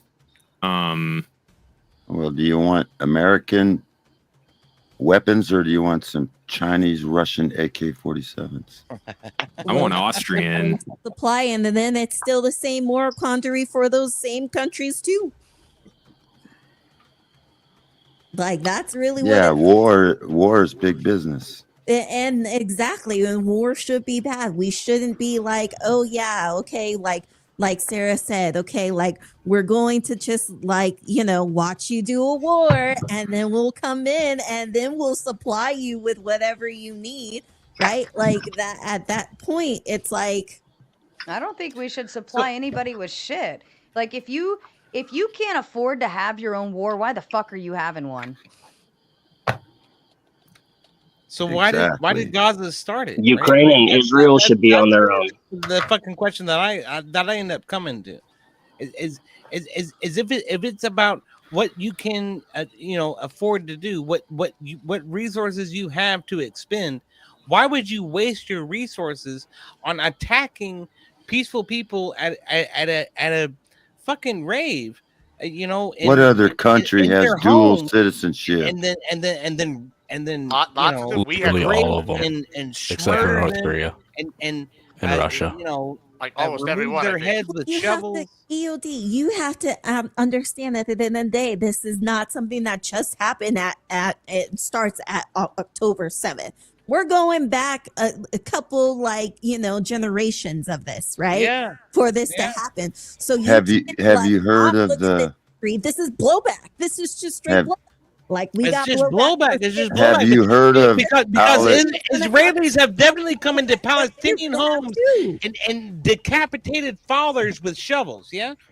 Have you heard of Albert Pike's Third World War? And it was designed. He's trying to get the Zionists and the Muslims to kill each other to bring about, and then to rid the world of religion and atheism, so he can bring about his one world Luciferian religion. He's trying to get us all to kill each other. Christians to kill the Muslims. Rocky, I don't think we've heard of that. Yeah, I mean, seems to be working. It seems to be going right on plan. I mean, you say that, but let's just ask. I mean, do you think that every empire ever is Luciferian? I am. There's always going to be religious people. Well, yeah, What the because I'm hell? asking because if you're an empire, your I'm just goal telling is you, to no. sure. No, I I don't mean, believe that. okay, cool. So then, if you believe that, what you're saying, you don't believe they're all inherently Luciferian, right? The goal of the empire is to expand and to continue to expand. Say America became an empire, just like the We Romans, are right? an empire. Right. Well, I know we are. I know we are. Listen, we are the greatest empire. If we started going and doing actual imperialism again, we arguably are in the best position in history to actually conquer the world. America. We started that guy. Would that be a Luciferian world order in that case? Just because America our world order is is the Luciferian? rebirth of the Republic of Rome. Uh-huh. It's a union. It's a union with the fake Jesuits and the fake other J's. You got this J's and you got those J's. You got all these J's running around. It's I see. It's a democratic republic. Republic, right? It's a republic. That's Yes. what Rome was when they crucified Christ on the cross. No, And they then you weren't a had republic the when they fake. crucified Then you had Christ on the the cross. Pharisees. You had the Pharisees and the They were and the an empire at that Muslims. point. That's why we yeah. have the preface to that. That's the democratic Islam part. did not exist. Yeah, hold when on. Jesus Rome was not the crucified, though. republic whenever Jesus was crucified. First of all, if you know your history, Paul actually in the Bible, SPQR. yeah, in the Bible, Paul actually himself goes and is on his way to go and be tried because he was a Roman citizen. He had dual citizenship, and guess what? He was going to sit there. Paul, the apostle, was going to sit there and try to witness to Nero, one of the most famous emperors for killing Christians. He used him to light his way in his palace and his gardens. So yeah, it had been an empire for a Nero, while. So the I don't know Antichrist. what kind of like conspiracy you're peddling here, but What does the Statue of Liberty looks? What does the Statue of Liberty look like? You? Is it the light bearer? The goddess Columbia. I mean, it Yeah. was supposed Goddess to of be Columbia, light bearer, the slavery. Luciferian light bearer, 1776. Yeah, she's Just bringing the to light of freedom. clarify on She Scripture, actually is the light Satan was bearer. Yeah. never referred as the light Yeah. bearer, nor was he ever called Lucifer. Lucifer is actually a Latin name. Satan is transgendered. Hebrew. Now Satan. Lucifer, that Latin word, comes way after the Hebrew Satan. There was actually no Jew in the first century that called Satan Lucifer. They're both the same But fucking how is person. Lucifer is the transgender when Roman he's an demigod of ethereal Venus. being? I don't think an ethereal being has boy and girl parts either way. I want They're you a to spirit, know. right? You got you got the Zionists who worship notice- Saturn. That's why they Are we have still the going down Rocky's rabbit hole. I mean, as above, so below symbolism of the fake Jewish star. It's the as above, so below. Jaysburg, It's Saturn. Jaysburg, Saturn Jaysburg, has a Jaysburg. cube in it. You can get It's all the Jewish people's fault, and everything anybody does is worth nothing, and all that's gonna ever happen is gonna be Jays are gonna rule the world, right? it's not the people, it's the people at the top of the J's. It's not the normal people. They don't even know what the fuck they're doing. They're just brainwashed. I think I think you've been listening to a we lot of gotta David blame Icke. somebody. We gotta blame somebody. We gotta find Himmler's. Well, fucking it's the scapegoat 1% in order to all the justify world. fucking genocide. It's globalism. This shit is beyond the fucking pale, brother.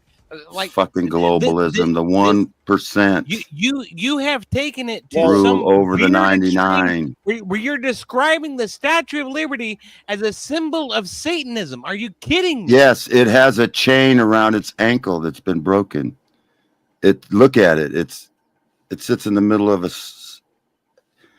11-pointed star, and it has a chain around its ankle that has been broken, representing the loosing of Satan out of the pit where he was chained for 1,000 years. Fucking gone. I'm just It is telling you the unreal. truth, man. You can't handle the truth. There is nothing more welcoming in the Western world than the Statue of Liberty. To tell you that here is a place of freedom to come and seek refuge. Before That's what the Statue of 1776, Liberty my represents. people came here You're in the telling me that this is a 1600s to get symbol away of from the Satan goddamn because she Jesuits. held a torch? We were because she holds a Protestants. We fucking torch. protested. She's a symbol of Satan. She's a symbol of the light bearer.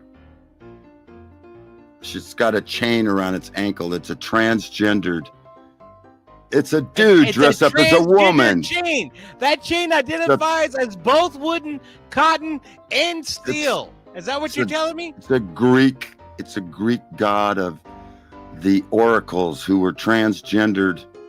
It's a representative of the Baphomet, Satan. Wow. Yeah. Wow, you need to wake up, bro. I had no You need to fucking wake idea. up. People are waking up. We don't like the Jews no more. Well, We've we been don't like them no more, brainwashed. do we? No, Everybody thought they were God's chosen motherfuckers. people. Just get We them found out they've just been ship lying them out their bitches down fucking to ass. fucking Guantanamo, To be God's Mexico. chosen people, you got to believe in the Messiah. That's right.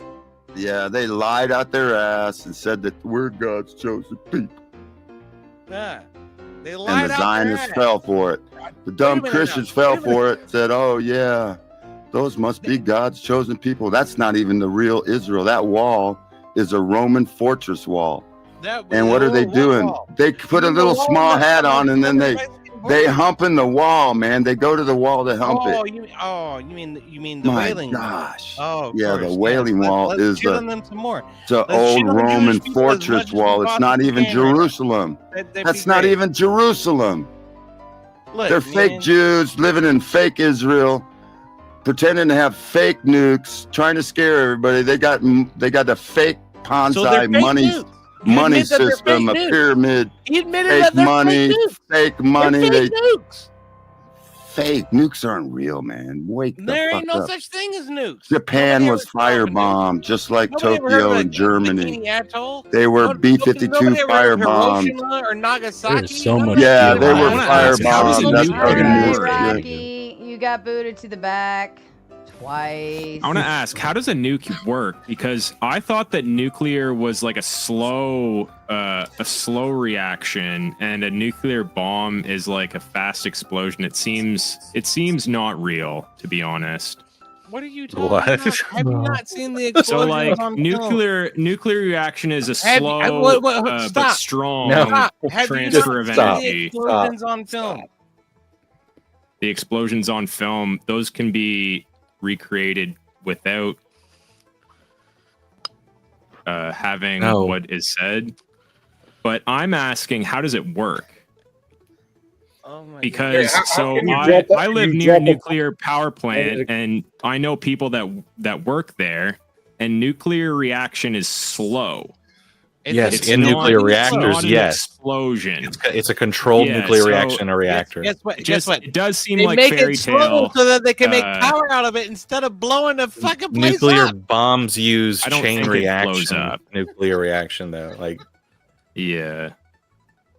So I They're guess they're breaking but apart if you can't the tell me how strong it bonds works from and it's just multiple this atoms. secret, I call bullshit on that one. But I think definitionally how a nuclear bomb works would probably be classified as a secret, right?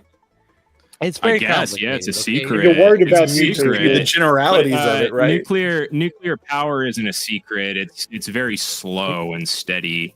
Here's the thing, okay? the Okay, opposite of an imagine explosion. this one unit for me, okay? There is a carbon tungstide shell, and inside of it is a cylindrical cavity, okay? And inside of the cylindrical cavity, they lower a rod of uranium. And then at the bottom of the cylindrical cavity is a isotope of plutonium, and so as these two things get closer together, they get hotter and hotter and hotter. Okay, and in addition to that, there are also carbon tungstide cavities where they will lower carbon rods instead of uranium rods, and so there are control rods and reactive rods. And then, so these are two elements, okay? So then multiply that by 300, okay? And then that's a fucking nuclear reactor.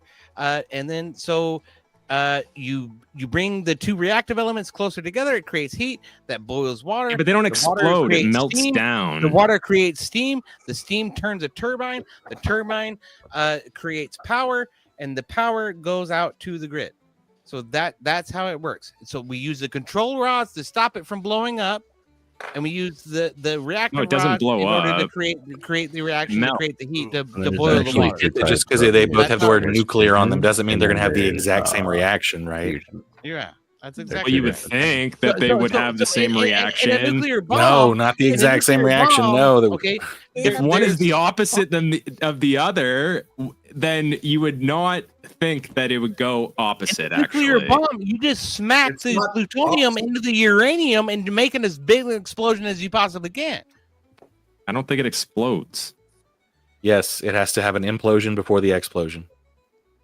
That's how. Yeah. Yeah, I think that's how. I think that's why people are saying it's fake. It's because fake. it doesn't Okay, let me tell explode. you how it works. The nuclear power plants are refined hot rocks that they refine that boil water. They're not dangerous, and they have nothing to do. The nuclear bombs are totally fake. They're saying that M square, Which is MC nothing new. squared. People have been saying that for a long time. They never blew up any MC squared bombs. Those are fake. That was firebombed.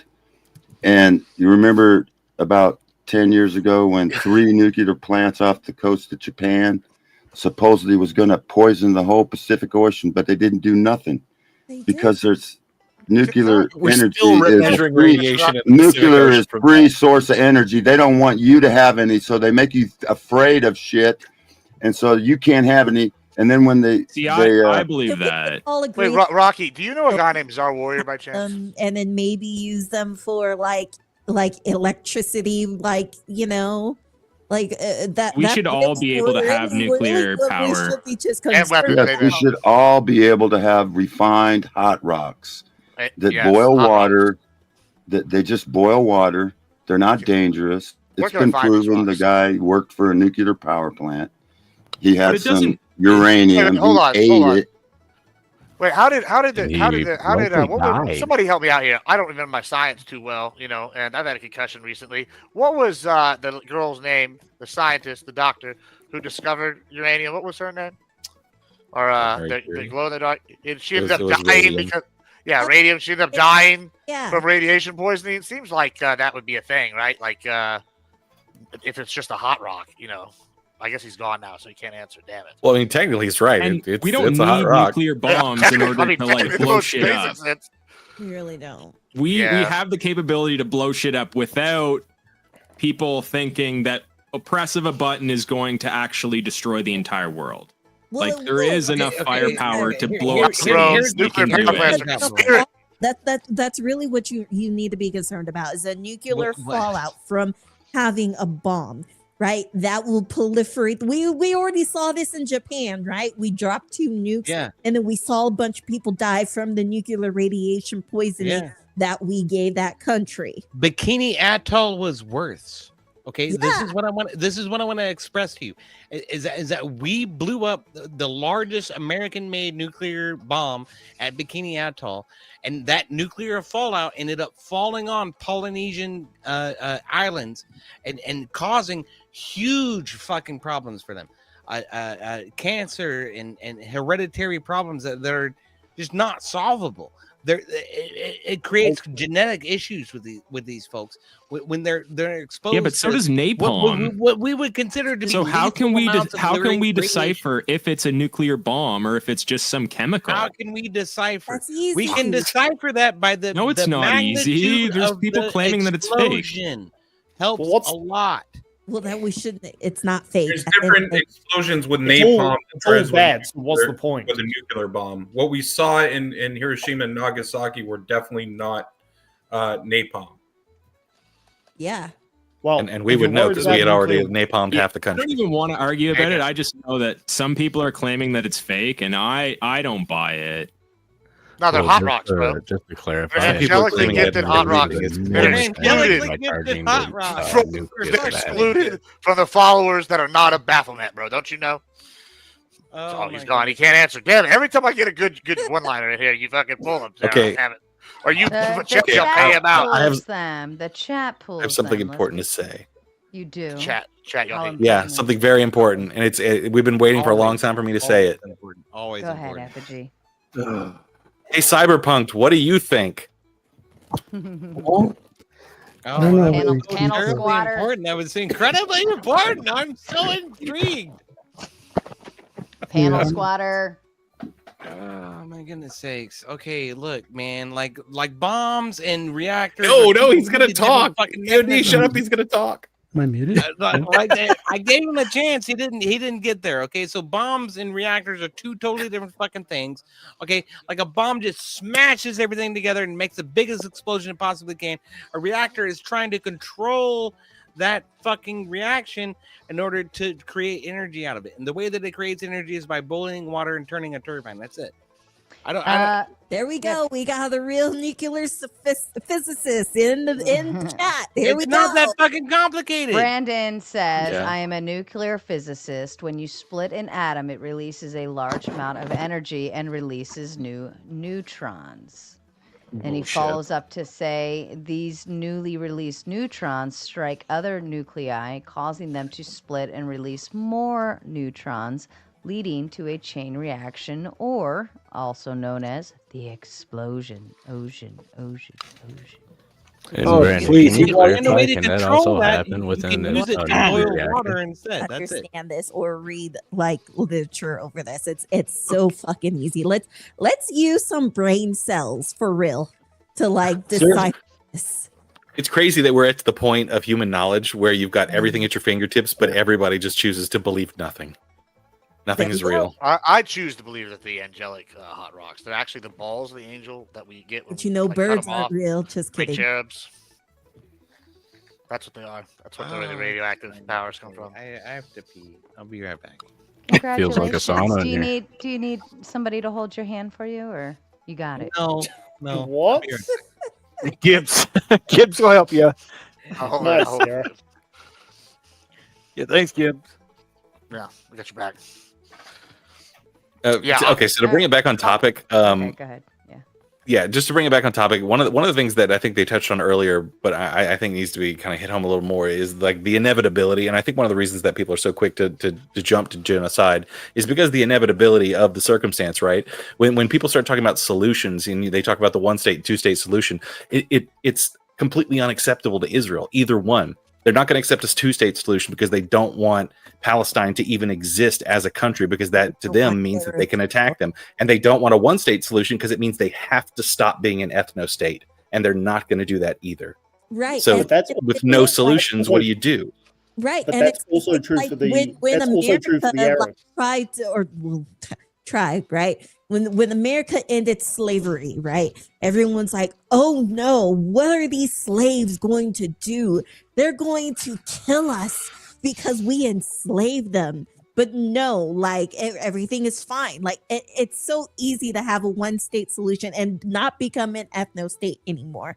Right? It's so easy to do The this. problem, the problem is that the Arabs, White Jews, let's be honest, white Jews decide that they do not want to have Arab people, brown people, and be around them. And then we already There's more than That's just bullshit. More than just these men. Hold on a second. Hold on. in Israel. There's Mizrahi Jews. That's not There's other Arab Ethiopian people Jews. in Palestine. It's all the white it's not- people's fault. that's- It's all the white wait, it's- Jews' fault.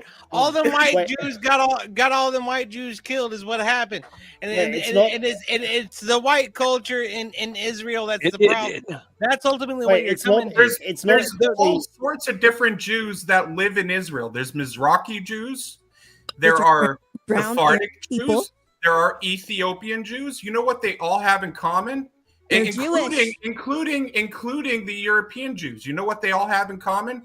They were pushed out of lands that the diaspora too. So, like that Mizrahi Jews, they were pushed out of Iraq. They were ethnically cleansed.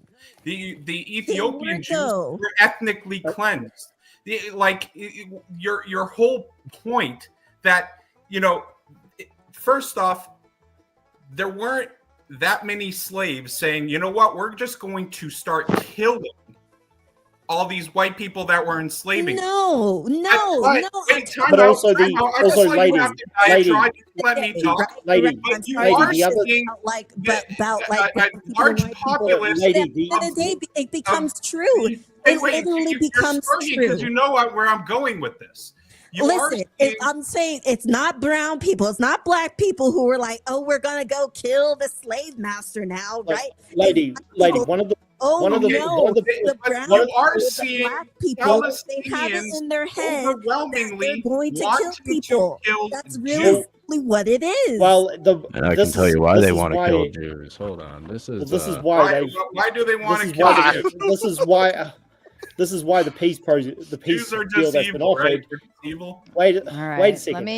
Let me interrupt with what some they super think, Zach. chats here. Alexander says, since my brain is melting from the nuclear stupidity in this conversation, nuclear bombs implode because they are shaped charges around them, causing compression of the material in supercritical mass.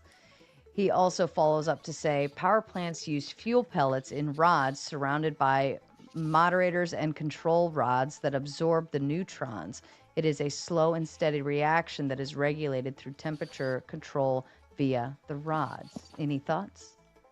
Yeah, that's what I was trying to explain. Like I don't completely understand the science behind it, but I understand a little bit about it. It is controlling the explosion. That is what a nuclear reactor is. It's controlling the explosion, and it's trying to make it as small as possible, and just enough to build enough steam to turn that turbine enough to fuel whatever market they're trying to fuel. So, like using like a hot nuclear rocks to boil bomb- water. Yeah, magical hot rocks. It's magical hot rocks boiling water. That's right. So when the nuclear bomb happens, smacking those two things together as much as is possible is what the implosion is. Okay, like there's a like a C4 explosion that happens inside of the bomb that smacks these plutonium and uranium together in order to create the nuclear bomb. So that's it. I don't know, man. Watch Oppenheimer. Y'all go out and watch fucking Oppenheimer. You'll figure it out. Okay. That's what you should have said right at the beginning. If you're scared of nuclear war, there's a greater chance of Putin using nukes than something popping off in the Middle East. I mean, nobody except Israel's got nuclear weapons that they'll use. But with this recent peace proposal, maybe Israel's starting to realize they can't push this forever because the world hates them more and more. But yeah, I interviewed a New Zealand historian about Putin using nukes, and he says he will. But if he was going to, I think he would have done it already. So I wouldn't really worry about nuclear weapons too much. If they even still work at this point. If they still work, of course they still work. At this point, everything else is falling apart in Russia. Even exist, DOD. Even exist. There are only 3 powers in the world that even have them that are effective. That's the United States, Russia, and China. That's it. Hey, don't forget, all they are is hot rocks. Putin's been threatening to use them since the initial invasion failed. But what that lady was saying earlier about the one-state solution not working because of Israel, well, that goes for the Arabs too. I mean, that's why Hamas have received so much support where they did the attack, because a lot of Palestinians don't want a two-state solution either. Both sides have extremists, and Netanyahu is part of this as well, who just want to eliminate the other side. So it's a quagmire that's probably never going to get solved. Well, I would say when 90% of a group elects Hamas, which in their charter in Article 7 says, the honor of judgment shall not come until the Muslims fight the Jews and kill them. So the Jews hide behind trees and stones, and each tree and stone will say, "O Muslim, O servant of Allah, there is a Jew behind me. Come kill him." Except for the Garka tree, because the Garka tree don't snitch. So we went over this earlier. Most of the people that voted in Hamas in 2006, which was the last election they had, are all dead. Yeah, but we all know snitches But get they all stitches. still adhere to the crime. Also,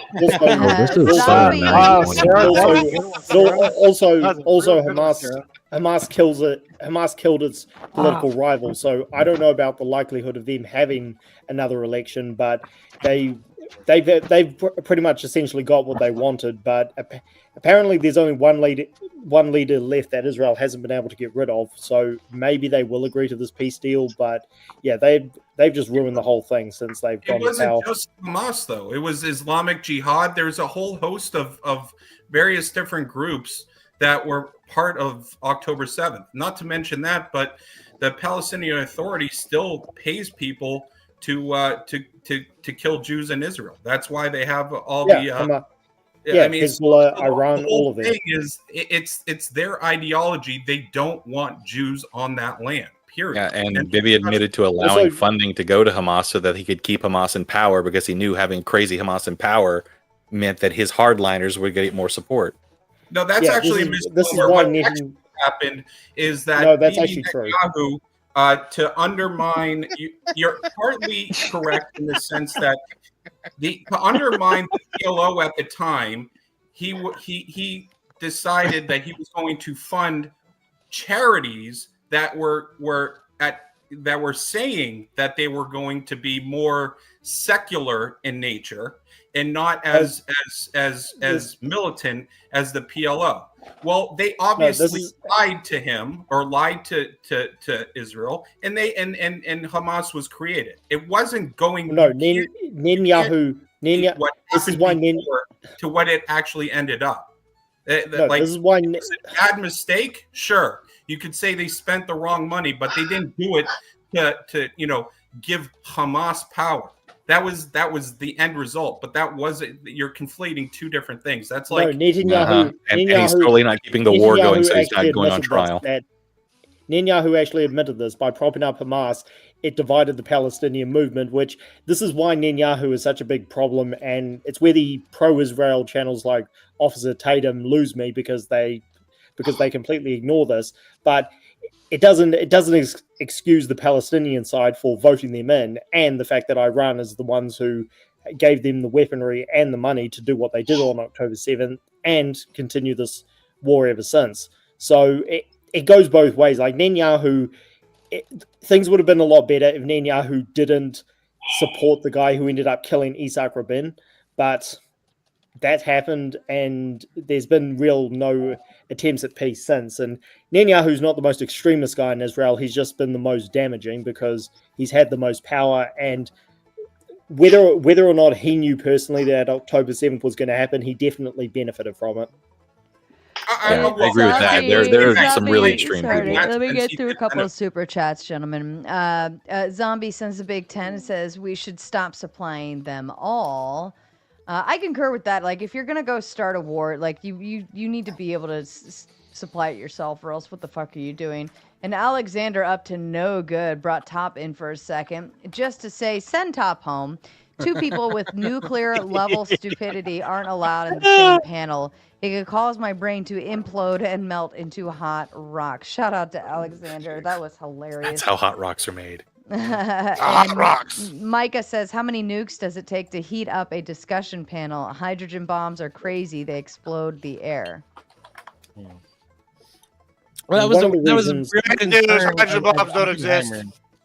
But one of the reasons why you can't, it's unrealistic for America to pull out of the Middle East completely because, one, they're already funding it, but also you're going to give China and Russia all the power in the world if you do pull out of the Middle East. So it's one of those complex proxy war situations where if they do pull out, it could do more harm than good. And the other thing that I hear that we've been totally just funding Israel. It's less than 1% of their gross national product that we've been giving them, first off. Second off, the money that we do give them, the $3 billion worth of armament, what really happens is they give credit so that Israel can use to spend on armaments that exclusively go to U.S. companies. So, like, it's kind of, Israel can't shop anywhere else. I agree. We shouldn't give that $3 billion, and Israel should shop wherever they want. But that's the deal that is given. They want exclusive rights to Israel giving, if they're going to buy arms, it's only to the United States. I mean, I won't lie, but Israel has probably one of the best intelligence agencies ever. So we Funny get enough, intel from them. In the Middle East, and funny enough, October 7th was still able to happen, but the funding Israel, not funding. If they stop supplying Israel, it wouldn't actually help the U.S. economy too much. And the thing is, a wider war is more likely because Iran has definitely. But at least America wouldn't be culpable. Well, America will still get involved because America is the global superpower. So I know, and that's why I think this is the. But this is the other thing. If Iran and Hezbollah and Qatar and all these other guys blow the shit out of Israel, they're definitely going to come for the West next, and things will be a lot worse for the Western world if that happens. This is why it's important for the United States to support and try to prop up Israel. I don't think you're wrong. Yeah, but on the other hand, I wonder if Iran is more likely to come after us now that we dropped a bunker buster bomb on one of their nuclear facilities. The answer would be no. See, Because that's they're not a lot weaker. It's really hard to come out with somebody when you just got your ass beat. What they're learning by us dropping a drone on one of their primary leaders' motorcades and a bunker buster on one of their primary nuclear refinement facilities is that they are not safe. That's exactly what they need to learn. Here's a question for you: If someone would have bombed one of our nuclear facilities, would we consider an act of war? First of all, they can't do that because we're the Big Daddy and they have a bunch of Big Bad bitches. No, we they can do did that actually. because we allow them to exist. That's the difference. We came in there. You said you're getting too uppity, time to mow the grass. If that was true, That's what then they dropped wouldn't the have done it. The reason why the day they're not going to be able to after come after us is because we just whooped their ass. They couldn't even see the plane coming. They couldn't even see the plane coming. They can't handle our little boy Israel. What makes them think they can come with Big Daddy and fuck with us? But that's crazy. Although they wouldn't, right? They would do some kind of asymmetric thing. They would have like a terrorist attack in New York or some crap like that. Well, would you agree that if they do something like that and it actually succeeds, that we could trace it right back to us dropping a bomb on their shit? Well, no. I would say that maybe it's because they should. You don't think so? You don't think you could call that blowback or retaliation? No, absolutely not. Because if we're really going to go dive into it, it's going to be just for the usual tick for tack bullshit. Iran's been a perennial enemy. They'll use plausible deniability. They'll say it was one of their little wouldn't sleep rated, but like one of their little proxies. They'll just think, no, we didn't know. They did it in our name only, and then whatever. Or if they actually claimed it and we're stupid enough to do that, holy shit, guys! I hope you're ready for some condos in Tehran, bro. It's going to be great. I can't wait to invest in some land out there. Like, bro, there's no way they would be that stupid. If they are that stupid, oh boy. Here's the thing. How many years has it been that the Islamic regime and the Palestinian rhetoric has been death to America, death to Babylon, death to the West, right? How long has that been their rallying cry? And then you want to sit here and say somehow us doing something or providing something to some of our allies is going to influence them in some way worse so? Like, I don't think so. Like, all we're trying to do is secure our interests. We're simply. I'm just trying to take it from our perspective. What would we do if someone dropped bombs on one of our nuclear facilities? Well, we whooped their ass, but it's not us, so it's kind of like, why does it matter?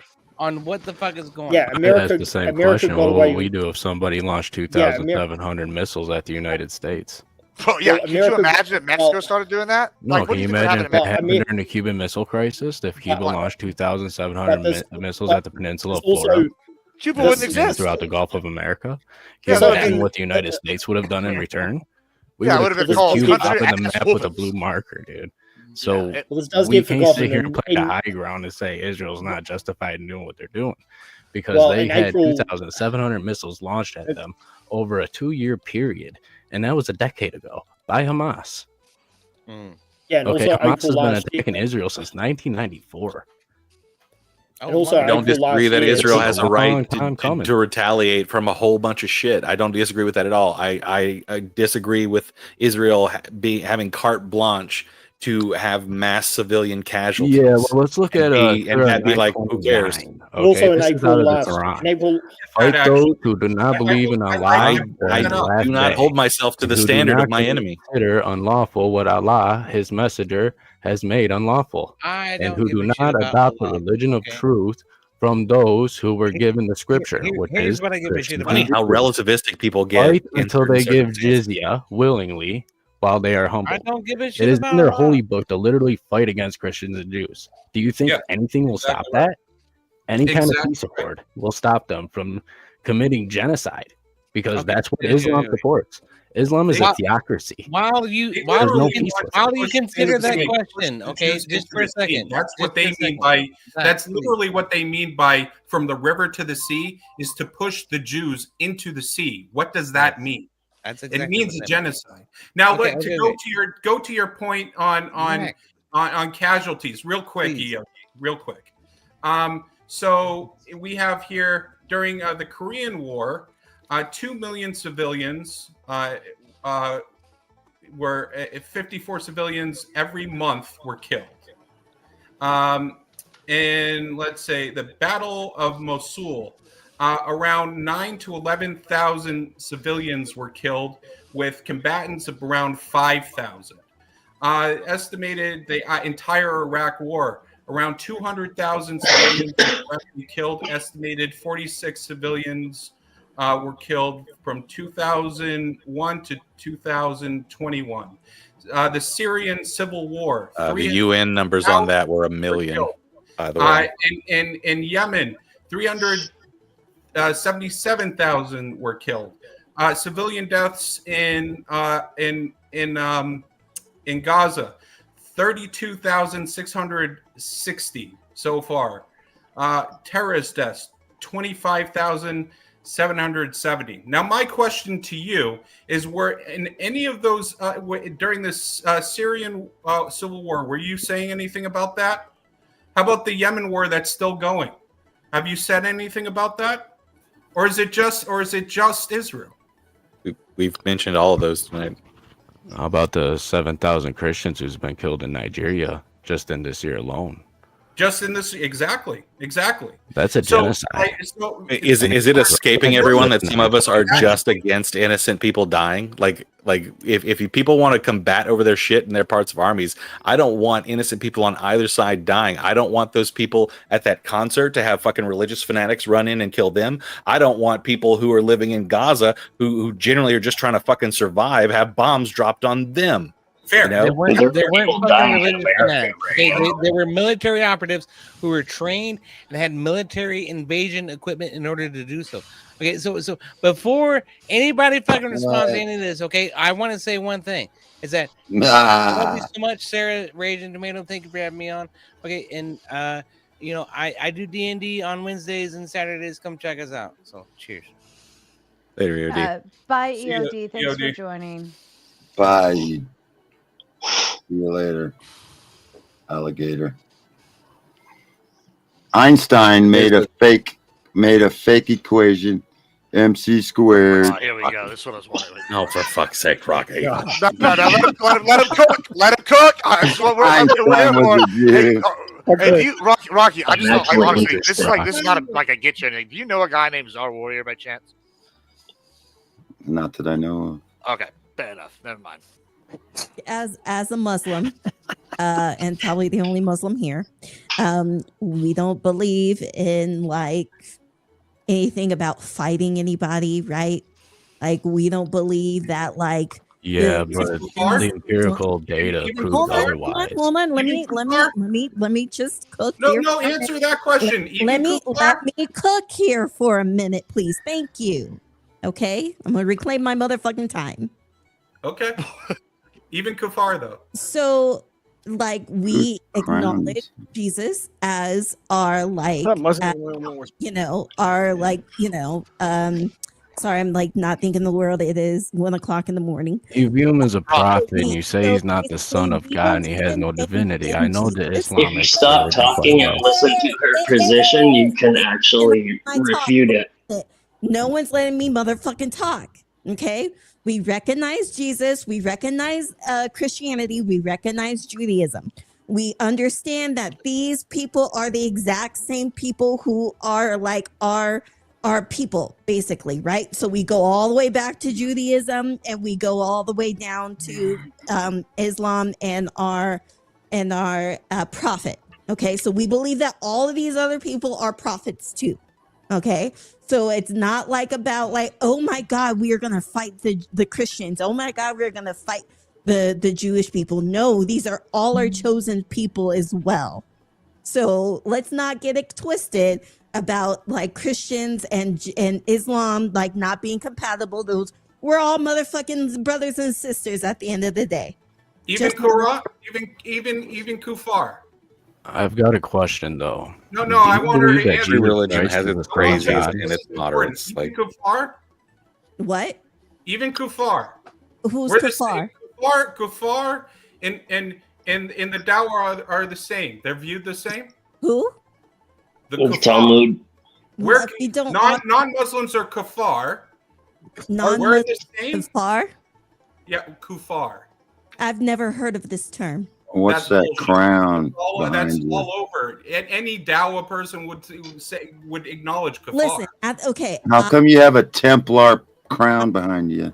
What the Quran says, right? I don't believe in all the rest of it. Okay. I'm only talking about what the Quran exactly says, like to a T. That's it. Anything else outside of what the Quran says? How about the I don't Hadith? really care about. You also believe in I'd the- love to talk about the Quran, if you don't mind. Go ahead. So can you help me out with Surah 929? Also, Fight those who do not believe I'm in not Allah or the good and last day, familiar. I and who mean, do I not also read the consider Quran, unlawful but, what Allah I'll His let you know Messenger that has I am made not lawful, the end all and and who do do all not of adopt the religion of that. truth But go from ahead. I'm those who were given the scripture, which are Christians and Jews. Fight until they give the jizya willingly while they are humbled. So how do you humble a Christian? Because see, here's the thing I'm about sorry, Christianity. I was talking We over you, affirm but I that didn't Jesus mean to, Christ but, like, is I God in the can flesh. you go He is back very from God of very God, very light of very light. what you're saying He back? is literally the Dude, you're only proselytizing now. only begotten Son of God. No, he's actually So how quoting. are our religions compatible? If you say that our Messiah was never crucified, if you say that he is not the Son of Believe that he God, was crucified, but he didn't die on the cross. That's it. That's the only thing. Before he died, like Allah pretty much took him away from that. Okay, that's very simple.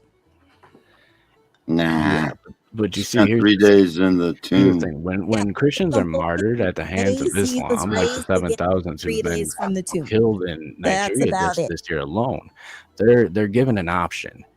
Either you can recant of your belief that Jesus Christ is God, or you can die. That's the options that Christians are given. So how are we compatible? Muhammad We will never, ever, most ever deny that. Jesuit. There's not a Christian on earth that will deny that. Even to death, we will not deny that. You Because can go Jesus ahead. himself says, deny me before men, and I will deny you before my Father. Islam has no issue with that. And None. tell that to the 7,000 Christians who just died this year. Why did they die? Listen. All the Christians that I'm trying to recognize right now are all the 700,000 people. But it's just empirical data, though. It Hey, is literally Reverend Russ, do you empirical consider data. the Ku Klux Part of Klan Islam has been the Christians? number one source of Christian martyrdom. The number one source. In fact, more Christians have been martyred to Islam than during the Roman Empire. You know, Reverend Russ, do you didn't consider kill the as many Ku Klux Christians Klan a as Christian Islam. organization? I mean, think about it. I mean, it really doesn't make sense. Like, you can sit here and Yeah, say, I'm making it make sense for you, buddy. We want to coexist with Christians. But Christians Do are you being killed by consider the Muslims. Ku Klux Klan a Christian organization? Actually, the Ku Klux Klan married is a Democrat organization. Muhammad Consider married them a a Christian Jesuit. organization like they say they are. Marry the child. No, their theology is a lot different than Christian theology. Oh, so people can take the religion in a weird way that you disagree with? Of justification. Hold on. They have a different view of justification and regeneration. They also have a different view of Israel, covenant theology. They also have a different view of Jesus Christ himself. So you're saying So religions here's the aren't thing. You can't monoliths? call yourself a Christian if you deny They're not all the biblical same? Jesus Christ. We all Yeah. even all Mohammedanism was created by who is was Jesus? married to a Jesuit Allah. woman. Allah. Who did he refer to when you should covet God? Allah. Same thing that Judaism believes in too. Okay. Same thing. There's only one God. That's it. That's it. Do we all not believe that there's one God? We just Yes, call and that him one God is the Father, God. Son, We and the just Holy call him Spirit. Allah. Same thing, same shit, different day. That's And that really God's Father, Allah Son, is and not Holy God. Spirit, Jesus Christ. Mohammedanism was created by Muhammad when he came out of the cave, when he was learning from his Jesuit wife, created a new religion no. He didn't have of Mohammedanism.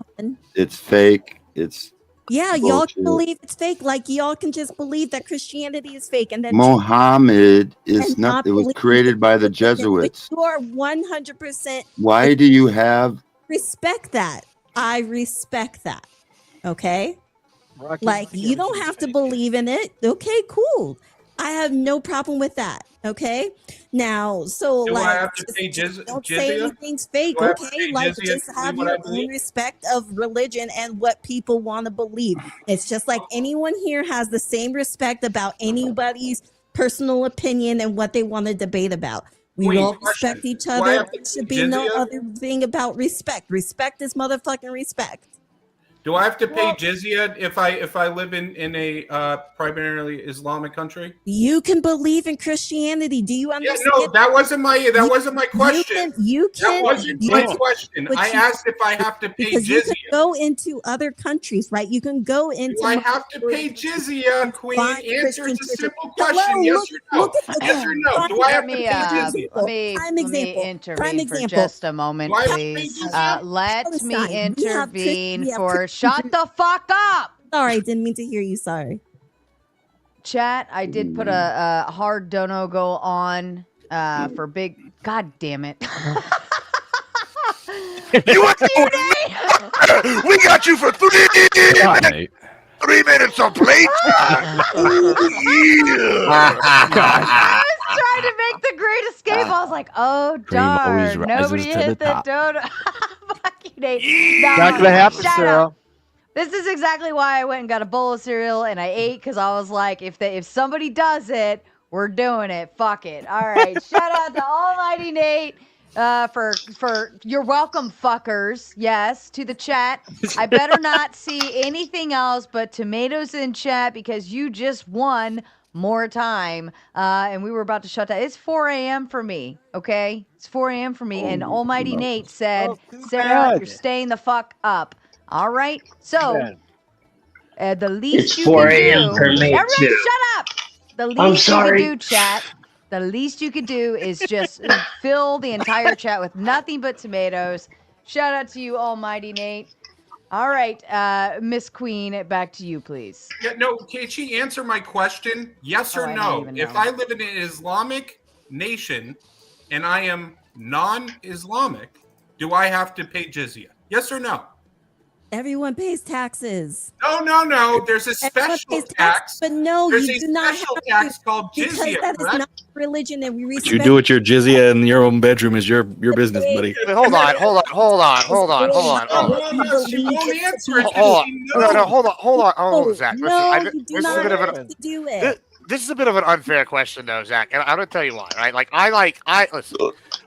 I don't have any hate in my heart for any group. However, I don't necessarily want certain religious groups to lead my nation, right? You know, that's kind of where I stand on this, right? However, when you talk about the jizya, if we look at history, you know, it's not like the Muslims are the only ones exclusively charging people for the religions. Like if you're in that country, Jizya. look at all the stuff that we did with all these countries did tax the Jews back in the day just for being Jewish. We had all these other countries that taxed all sorts of different Christian groups, They are especially during the currently Protestant doing it time. now. Well, sure, but like what I'm saying is that we've They're done it throughout currently history, doing and it. I think there are some countries in Africa that still do it, Christian ones.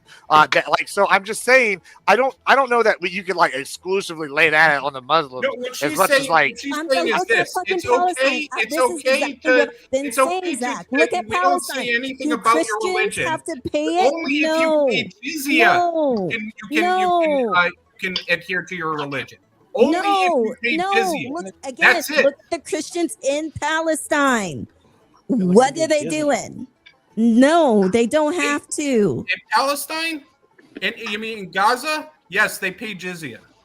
No, they do not. Yes, they do. They pay jizya. They pay And jizya. That's fine. Who cares? Damn, what's The jizya? only place where it's the freedom of religion is Israel. Israel, you don't have to pay jizya. You don't have to pay a special Fuck tax. Israel. Christian, How about taxes in America? How about we talk about that?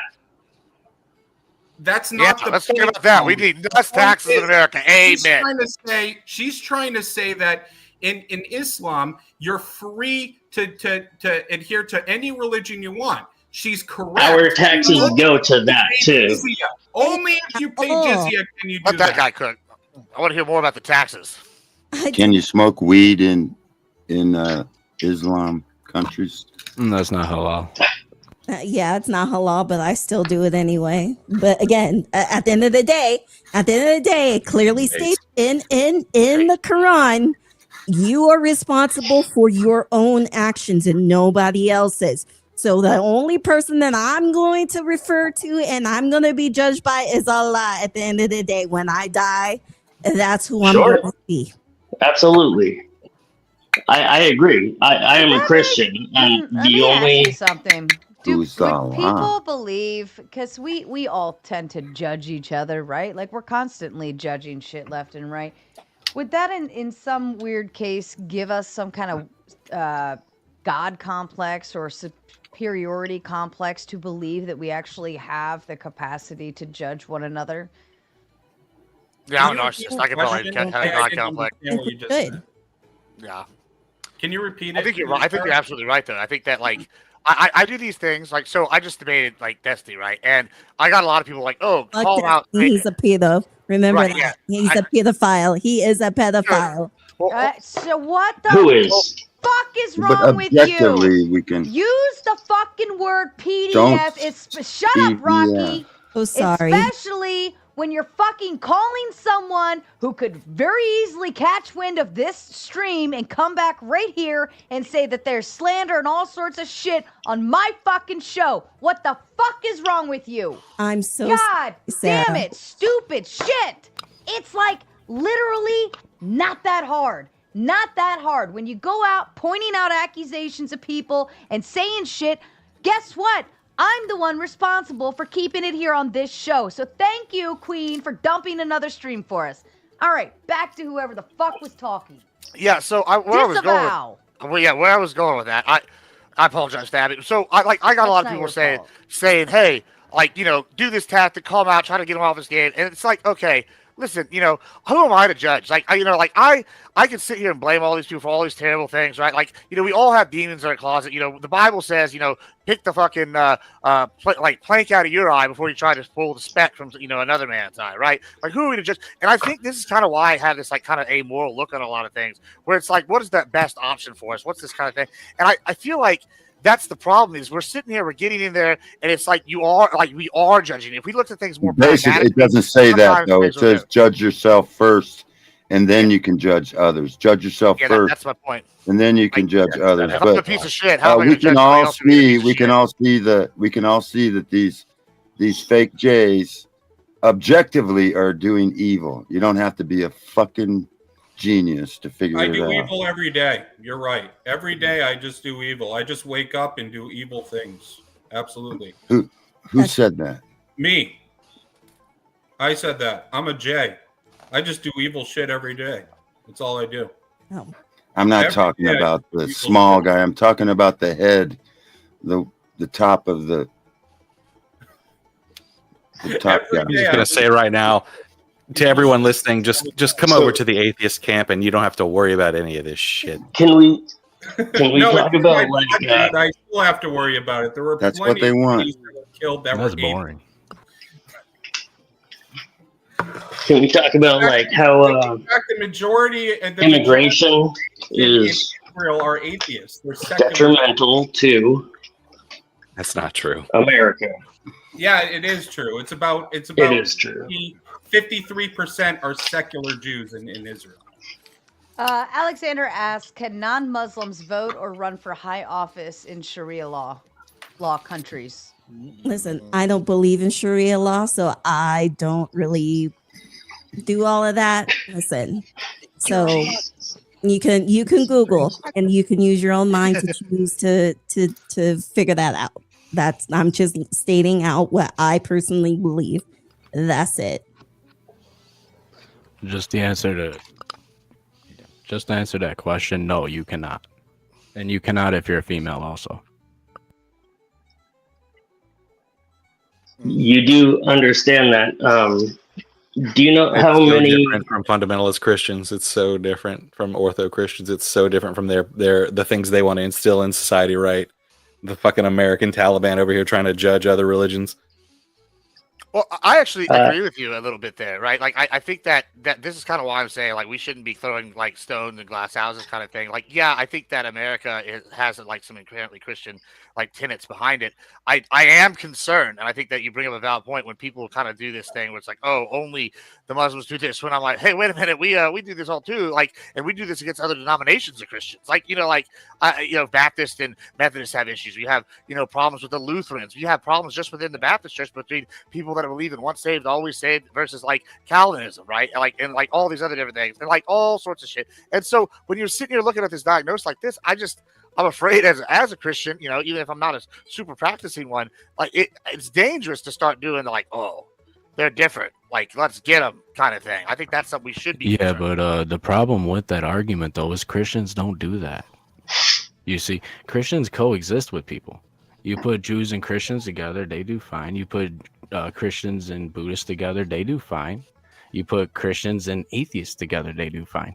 I've had plenty of heartfelt debates with friends of other kinds of religions, okay, and we're still friends afterwards, especially Jews. I have a lot of really close Orthodox Jewish friends who do not believe in Jesus.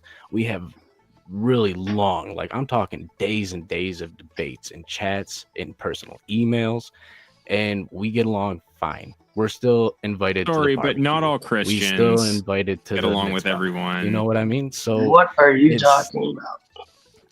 What I'm We were talking talking about about- is that Christians aren't the kind to go out and physically start Nation attacking. of secular. We are a nation of church and state. Oh, okay. And Yeah. I just believe that point blank and period. We live in America, and yes, I'm a very liberal Muslim because again, like I come to this and I'm a queer Muslim at that. I'm a Black queer Muslim. Okay. Well, So first of all, yeah. the number one stated thing in the original founders' papers is Deuteronomy. So it was definitely a Christian nation. 13 out of 30. Yeah. I mean, we could go on with that, but there's also what I was just talking about There's a difference earlier. between a Christian nation and a nation of Christians. We have a secular government, therefore you can't call us a Christian nation. It's a Christian. Well, actually, in order to run for government, most states had to be of Christian. And how many of those have been upheld against the Constitution over Before time? 1776. This was the founding. Yeah, you're right. You're right. It's not There was the that Bill of anymore. Rights. The states had a lot more leeway to do fucked up shit back then. I No, think we'll all agree it with that, wasn't right? the Bill of Rights. Yeah, no. But also, what I was talking about before is that right now, why is it okay that immigration is like ICE is being targeted and immigration is not okay? All right. It's all about Because money. they often. Sorry. Alexander says Christianity, faith must be voluntary and inspired by example, not imposed by power or fear. Conversion is a matter of the heart and the Holy Spirit's work. God, I need to go to church tomorrow. Not human coercion. You can also leave with your head intact. Amen, Alexander. Okay, same thing with not supposed I to agree with Yeah, I mean, have to heretics leave with your would argue that is not true, that you can leave with your head intact. Heresy has been a sin that's punishable by death by Christian nations. That's Catholic shit.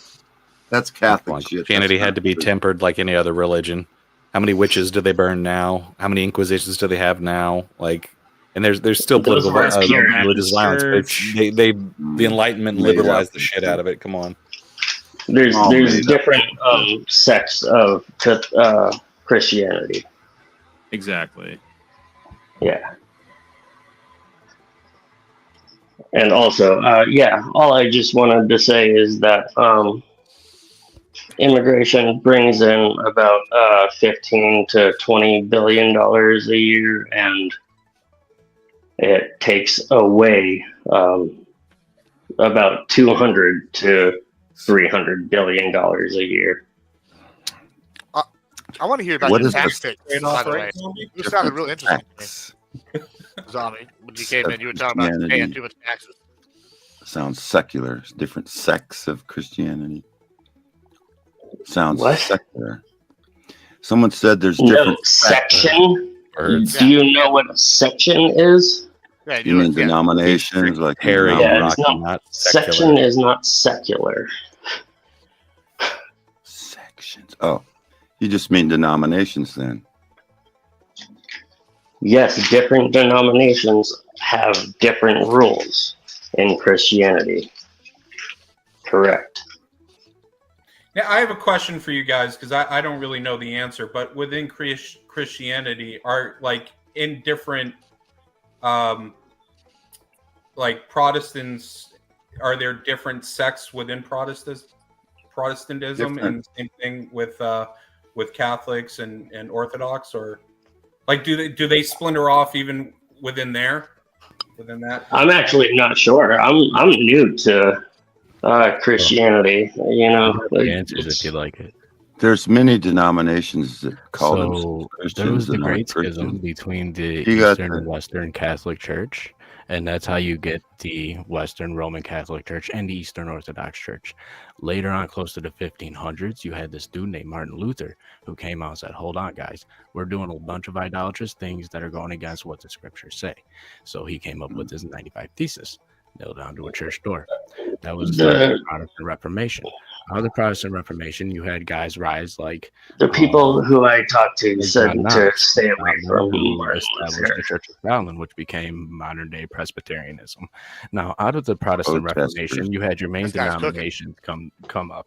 So you had Presbyterianism, you had Baptist, you had Methodist, and you had Lutheran. But then you also had the Anglos, which is like the Church of England. From there, they kind of just evolved, and then you ended up with like the non-denominationals. Then you ended up with kind of like the weird guys, like the Mormons coming out, and a lot of that actually happened later on or in history in the United States. So really, you only have your main branches of Protestantism. Now, your main branches of Protestantism all adhere to the same core principles of doctrines of Christ. And so there's really not much difference between these besides how the church is governed and how they put emphasis on different things like hymnals or preaching or the sacraments and what have you. But they all adhere to the same doctrine. So you can go from a Presbyterian church to a Baptist church and really not see much of a difference.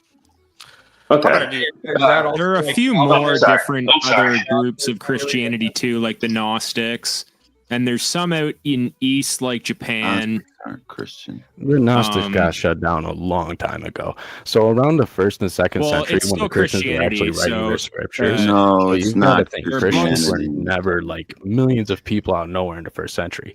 It was a very close knit community of highly persecuted people who lived underground. They all knew each other. So when you see these writings coming up, like I'm much better at politics. like That's why I kind of. I found that there's a little bit of So truth in all the churches, the different denominations, like the Lutherans and the Methodists. There's a little bit of the, and so you combine them and take out the bad and you put the good in. Like a universal Catholic Church was originally there. Originally, there was a universal Catholic. Catholic means originally there was a. Do you guys universal know church. that there's a place in Japan that says here is where Jesus died, because they believe something completely different than what the Western Christians believe with the death of Jesus? They believe that he was replaced on the cross and he traveled to Japan to live out the rest of his life. That was a later exists. invention after Japan was introduced to Christianity. There's actually no historical or archaeological evidence outside of that little shrine. There's no that ever archaeological happened. evidence of any of Jesus's stuff. A lot of people believe Yeah, that it's there is. allegory. There's an No, there isn't. abundance of it, dude. Jerusalem is There's jam-packed none. There's full of it. none. Unless you watch those hypno shows with the background music buzzing, and they're like, "Oh, here's the rock that whatever that Jesus On my rolled shelf, on I have before he died." Josephus and Escapus. I have Irenaeus. I have the Apostolic Fathers. I have the First, Second Apologies of Justin Martyr. I have every creed, confessional, and catechism in Christianity dating back all the way to the Apostle Creed. I'm a preacher, dude. What are you talking about? Yeah. So by the way, I Jesus want was your talked contact about info. We after talked his later. death, Very right? impressed. None of it was written during his life. It Mm, was all after. oh, So Put it people this can way, argue that there it is was all more made up by historical Rome. and textual that's some evidence for bullshit. Jesus Christ than there is for Julius Caesar.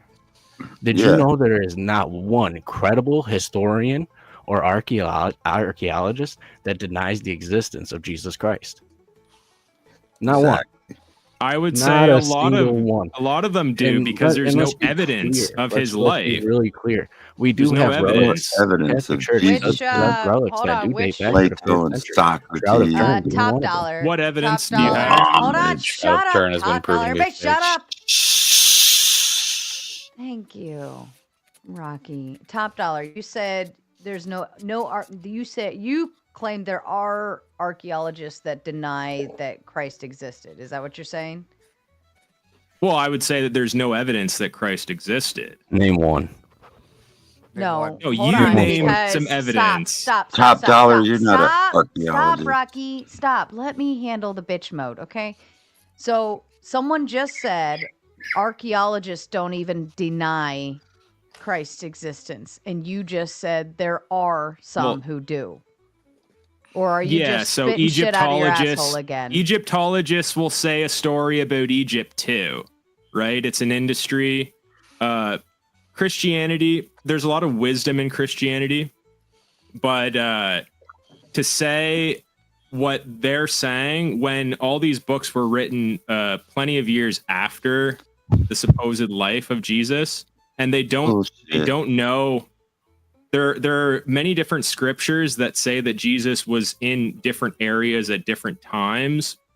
So I would just like one piece of evidence that supports that there was an existence besides hearsay.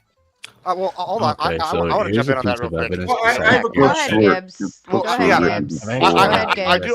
We'll turn it over to you, Russ. Go but ahead, Gibbs. I know for a fact that they have like archaeological evidence that supports for that, without a doubt, that some of Jesus's family exists. We also have records of Paul, like multiple records of Paul existing. We know for a fact these were people that happened. I think there might be, like I said, DNA evidence that they recovered from either like one of Jesus's cousins or whatever, proving this person exists, right? And so, yeah, I guess you could argue maybe he didn't exist, and maybe some fringe ones. But I think Reverend Russ I'm not is even asking saying me- that. Well, right, but you're asking, right, and like if we can provide evidence, all right. What and, I was saying was in Japan, it's not a universal. there's a Yeah, no, place no. that says this is where Jesus died. So I'm saying that there's not one story. Like no one has like the total control over the story of Jesus. Sure. People You're would say absolutely it's an correct. amalgamation of scriptures that predate, right? So some from the East, some Well, from hold on. I mean, Egypt, to some extent, yes. Some are Jewish.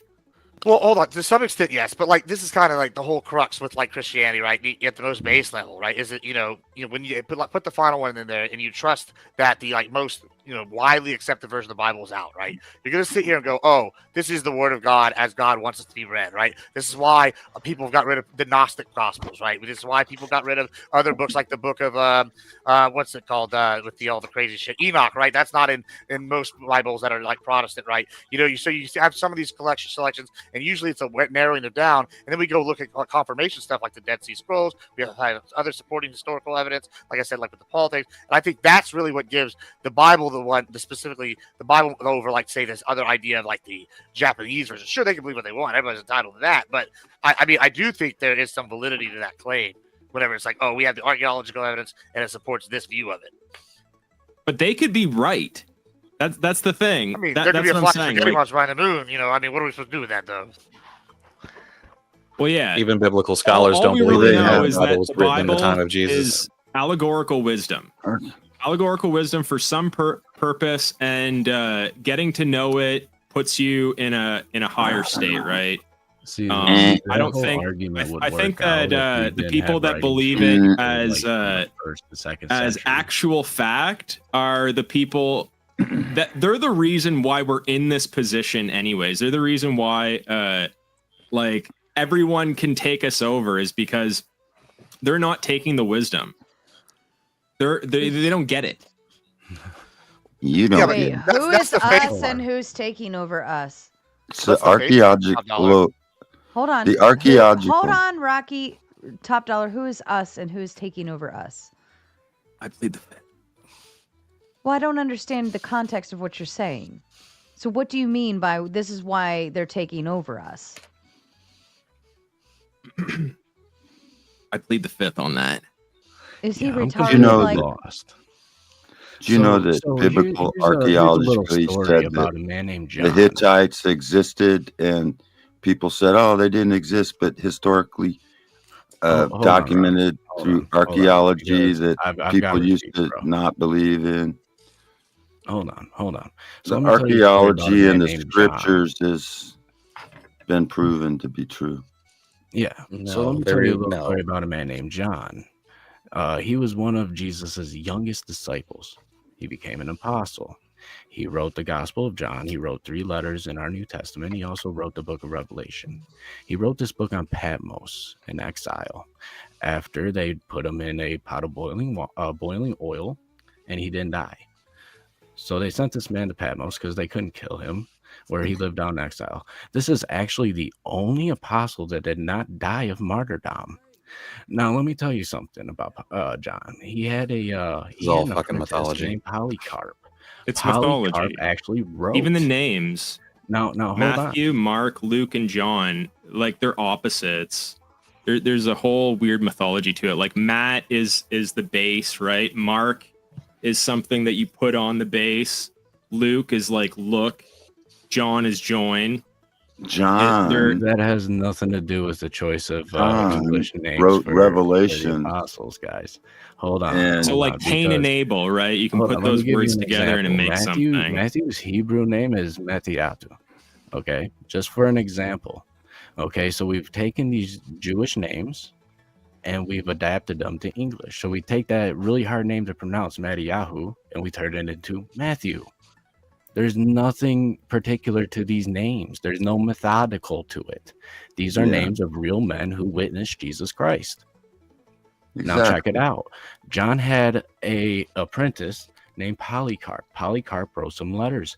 He literally testified to John, who was a real living person. Polycarp, also a real living person. We have records of him dying under the Roman Empire. Roman Empire recorded everything. He had a friend named Irenaeus. I have his 5 books in my hand. This man wrote these books in a caravan on the way to Rome to be executed at the hands of Rome for his belief in Jesus Christ. Now, let me ask you a question. How many people do you know will die for a lie? Well, Because 11 out of 12 men did. Actually, 12 did because Paul's not counted with the 12. Paul was beheaded by Have you Nero, heard of every and other he was religion in crucified upside down. existence? Now let me ask you a Also question. Doom. If these men thought this was a lie, that Jesus didn't exist, that all this weird stuff happened, he went to Japan or whatever, do you think these men would have died for that? They had nothing to gain. Nothing to gain. No money. There was no profit in it. The Jews hated them. Think about it. Rome wanted to kill them all. What did they have to gain? Yeah, but what? That's not evidence at all. That's plenty. And then of their evidence. culture. No, their that's a culture fallacious was argument. I got a paper trail of Yeah. men who I lived think and also- died at the Ought to be hands this, of because Rome. why not? Recorded in history. Pretty strong that had argument. firsthand. You think something No, it's a natural- fallacious argument. There's no strength to that argument. What else could it be? Revelations. Well, I don't know what else could it be. hold Maybe on, if I though. knew I the think- truth, then I would let you know. I think Only also the though truth. we have like archaeological Archaeological evidence. evidence, thank you, that also prove very specific things that have happened, the mapping of when they happen, and then others like sediments and In yada the yada Bible. yada. Yeah, Like the yeah. Hittites. So Like the Hittites. Yeah. Yeah, so I'm not there's a saying lot that of that's not true, but Jesus specifically, I think Well, they that's didn't a used to think reoccurring it. thing. That's the whole It's, point. They didn't Well, let used me to think ask it was you- true until they found in the all actual saints. evidence. Hold on. I think Hold it's on. Proving more- one thing in a book Do doesn't any mean kind other of things in the book are archaeological true as dig well. in Just Israel or by surrounding osmosis, areas right? that the Nobody archaeologists used to but believe I think if you put, archaeologists I go to the think, Bible oh my first God, shut up. before anything else? Can anybody not hear me? Right. I hear you. I'm sorry. I'm gonna start doing the fucking that thingy or whatever, like the fucking air horn or something, just to shut you up. Or I'll start playing stupid fireman videos because I'm just getting tired of this. Where was I look like a fucking fireman. Isn't it more probable than not the fact that this specific religion, number one, has still survived how many years, right? It's not really going away anytime soon. You've had all the time in the world to disprove it, right? But also the There are religions that are older than Christianity. my fucking God, Top Dollar, shut up. I'm just saying. But Top also dollar. with stuff like with all of the evidence, if we went and collected all of it and put it all in one room, it would be more probable than not that things were true. It's more probable. So, like, I could see if maybe they found like one thing and you're like, okay, so you got a little piece of paper. It said, oh, look, this is Jesus's face, right? And that was the only piece of evidence, like historical, archaeological type of evidence. Then I could understand the skepticism. But when they're continuously proving more and more and more and more, I don't think they're like, proving anything. Yeah, Can I'm I- not sure where you can get I- that. There's written can I use written some- accounts. I'd There's like to written use some accounts, ad right? hominy now. But that's not proving that's anything. the Bible. We're talking about archaeological findings, evidence. We're talking about geographically, like stuff in the ground and shit like that. Like, there's so many million other things out there. They would have to besides find just the Jesus's Bible. bones. Oh my God. Literally, You're they not would gonna have to find his find. bones because the tomb They was found. empty. dude. Exactly. They found. He's Okay, resurrected. have you Exactly. ever heard of the process of elimination? Have you ever tried it? They found spikes It's in logic. Rome. Roman Right. crucifixion spikes. They found those. So if I tell you, claim A, claim B, claim C, claim D, and claim E, right? And you go out and you prove solid claims A through D are true. What chances do you think it is that claim E is probably going to be true as well? Yep. We don't know. How many prophecies foretold Does it? it's coming? Okay, well, let me ask you this. Do you take claims A through E and say, we can't find any proof for claim E. We don't have any proof against it, but we also don't have proof for it. Therefore, we should just throw all claims A through E out, even though we've proven A through D. E hasn't been accounted for, so throw it all out. It's all completely unbelievable. Trash it. Okay, so what you're saying is the weather, you describe the weather, you describe the day, you describe the place, and then you say what happened there. Well, a bunch of the things could be true, and then what happened could be a lie. But again, we fall back on the question: who would die? Here's my problem: is that people read these stories and then they come up to what Sarah just said, and they get to the end of their logic line, and that logic line involves accepting a whole shitload of supernatural things and not giving themselves the option of saying, "Hey, this might be a story based on a dude that may have existed," but rather we go with, "I'm going to believe all this supernatural crazy shit." By the way, none of which is actually written about. Right? The supernatural shit is the supernatural. No, listen. Shut up, Rocky. Shut up. No one's listening to you. So the day Jesus died, it says in the Bible that the sun eclipsed. There was an earthquake that split the earth, the city in half, and that the dead rose from the grave. I'm sure if anyone could pick a pin If you're going to try to written that cite down, scripture, right? at least get it right, dude. Yes, but even at that, it he's said the veil of the denying. temple was rent in twain. It did not say He's- the city was split in half. My bad. My bad. And the temple was destroyed, and it never talks of a third temple being rebuilt. Still, I don't That's how ever we hear know. anybody say this That's could just how be come we stories know based on the a dude. Zionism is a false eschatology, because the temple was destroyed in 70 AD. John wrote Revelations prior to 70 AD and warned that generation to flee Jerusalem. And so now everybody thinks temple is they got to build a lie. third temple. man. Third temple is false eschatology. If you believe that you're waiting for the temple to be built so it can be destroyed by the Antichrist, then you are a futurist and don't believe what Revelation says. Revelation says that do not seal up this book, for the time is at hand. I come quickly. He came. The tribulation is over. The millennial reign is over. You're living in Satan's little season of Revelation 27 through 9. I'm telling you the truth. This is the truth.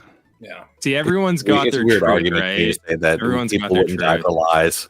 No, there is truth, and then there's lies. Some are false. Then everyone who's believed everything that you don't believe throughout history has all died for lies, right? If they've died for their religion. Any cult could attest to people dying for lies, what is right? Zionism? Any cult. What is Zionism, Rocky? Zionism is the belief that there's a people that was created in 1948 Wrong. that are God's Zionism chosen is people, that they're chosen of God, and that little mustache man supposedly tried to kill them all, but he didn't, and it's bullshit. Little mustache man was trying to help us to fight against these fake Jews. They're fake. Okay. Yeah. Oh yeah, Okay. but he helped them start Israel. So Hitler helped Israel get formed. Well, he with the didn't want to kill them. He just Hitler. wanted them out of his, because they caused too much smut. They were. Well, I just think that PDFs, you're and maybe believing they one were side. they too were heavy. all degenerate. They your wherever faith they in the go, they sky. spread degeneracy. Wherever they go, they spread degeneracy. That Hollywood full of degenerate Jews. Not. Who controls the Hollywood? Who controls Put your the dick back in your top pants, 1%? Grandpa. Put the drink down. Fuck Go lay you. in your Don't call me fucking Grandpa. recliner. Listen, show me your fucking. We're just all a Show bunch me of. your biceps. Come out here. I'm the only one here So with any you fucking can't- muscle. You can't deny You guys that he are all- helped He's got the form Alex Israel, Jones pills right? going, though? guys. We have the right to bear arms in this country. The only thing that you We're all have ready for the to wear gun that's show like a fireman is your fucking pedo mustache. God What damn it. did you say? You're not supposed to let's use not that say fucking that again, word. please. I didn't say. I said pedo. I can't say that. I didn't say the last Oh word. my God, how stupid are you? All right, to the super chat. Fuck. Alexander says, for fuck's sake, people die for lies all the time. They just have to believe it. It doesn't make it true. Also, it's called a preponderance of evidence. You have enough evidence for and none against. It indicates something. No? Right. It's a more probable that a lot of these stories come from true things that happen. Now, maybe there's an added whimsical feature. We know how tall tales happen, right? But in the event of is it probable that the evidence shows it's true? Yes. Yes, there's how many manuscripts of the New Testament compared to how many manuscripts of Pluto and Socrates? Yet you believe he existed. These people, Greek mythology and all that crap. But we don't believe in the scriptures. That's all bullshit. There's 25,000 manuscripts of the first, or I don't know, copies of the first century manuscripts, and it's the most bought. There's no copyright on the King James, so it's the most widespread book in the world. But it's just conspiracy they made up. Fucking dumbass. Rocky making fun of conspiracies. Wild. I mean, I tell you what, A I know religion that for slaves. Just so y'all know, I know for a fact Greek mythology is real because I'm actually the avatar of Dionysus in the flesh. You're welcome. I bless you, my children. Knew I recognized that color scheme. Mm-hmm. Madness is kind of my thing. Well, Jesus reigned for 1,000 years. He's the King of Kings, Lord of Lords. And, there used to be people that had swords. They were called knights, Templars. You remember the sword in the rock, the blue beam. You need to watch CPO3. CPO3. There's a YouTube channel. You gotta know what the blue beam is. The blue beam is the light that goes up. That's the God light, the blue beam. You'll see it now. Just watch all the movies. You'll see blue beams going up. Degenerate. That's all I heard. I see the blue beam around you right now. Paige comes in to say atheism is the greatest lie the devil ever sold. Christ is king. Just say no to mushrooms. Yeah. Also, I'm not an atheist, by the way. I'm not an atheist, and I don't think that the Bible is something bad. I just don't believe it like most modern Christians do, to where everything is face value. I think that it's multifaceted, multi-layered, just like the Jewish Bible. There's numerology. There's wisdom that you have to understand a few key things in order to actually decipher what it means, and a lot of it it's experienced in different ways. So I'm just not one that's like, oh, this is the person and we're gonna seek him out and find his bones and make a hypnotic video to sell to Christians. Well, the Bible, you need to determine which Bible you're going to listen to. Pre-1776 Bibles, like the 1611 King James or the Geneva 1560 and the Geneva 1599. Do you know These what Bibles were written pre-1776, the loosing of Satan from the pit in 1776. Hold on there, buddy. Hold on. Do you know what textual tradition that the King James and the Geneva is based on? It's called Textus Receptus. Okay, and the King James is a word-for-word translation of Textus Receptus. There are other transcripts that date older than Textus Receptus. For example, I have the Septuagint on my shelf. There's also Septuagint was written by the Greeks Codex Receptus in order to 250 really, BC. There's no difference between the modern English translations and the King James, especially if you look at the word-for-word translations like the ESV. And then you can also go into some that are cross between word-for-word and thought-for-thought, like CSV. That works really well, good as well. But if you compare the ESV, the NASB, and the KJV, they're basically word-for-word translations of the same thing. Basically, all of our Do you have you lose some of the original. You lose some of the original knowledge from the original language when it's basically the same thing, and that's why modern Christianities in the West are so lost, right? Is because only the original languages have the original meaning to it, right? There's some concepts I where actually have Greek and Hebrew on my shelf. Okay, so when we're talking about translations, if we're doing word-for-word translations, we're catching pretty much all the nuance and meanings. And then also when we do thought-for-thought translations, we're doing pretty much the exact same thing, but more on a pretty much, but not more like a spoken kind of way. For example, I could tell you the story. There's one example that I can think of in a Greek translation of when Jesus was telling to wash the feet, and he was saying not. So I think in the English translation, it's Jesus says to serve, but in the Greek translation, it's dikanos, which is comes from deacon, right? And that's a totally different concept than serving, where deacon is preparing a ritual for the people that aren't able to prepare it for themselves, while serving is being under something and being like obedient, right?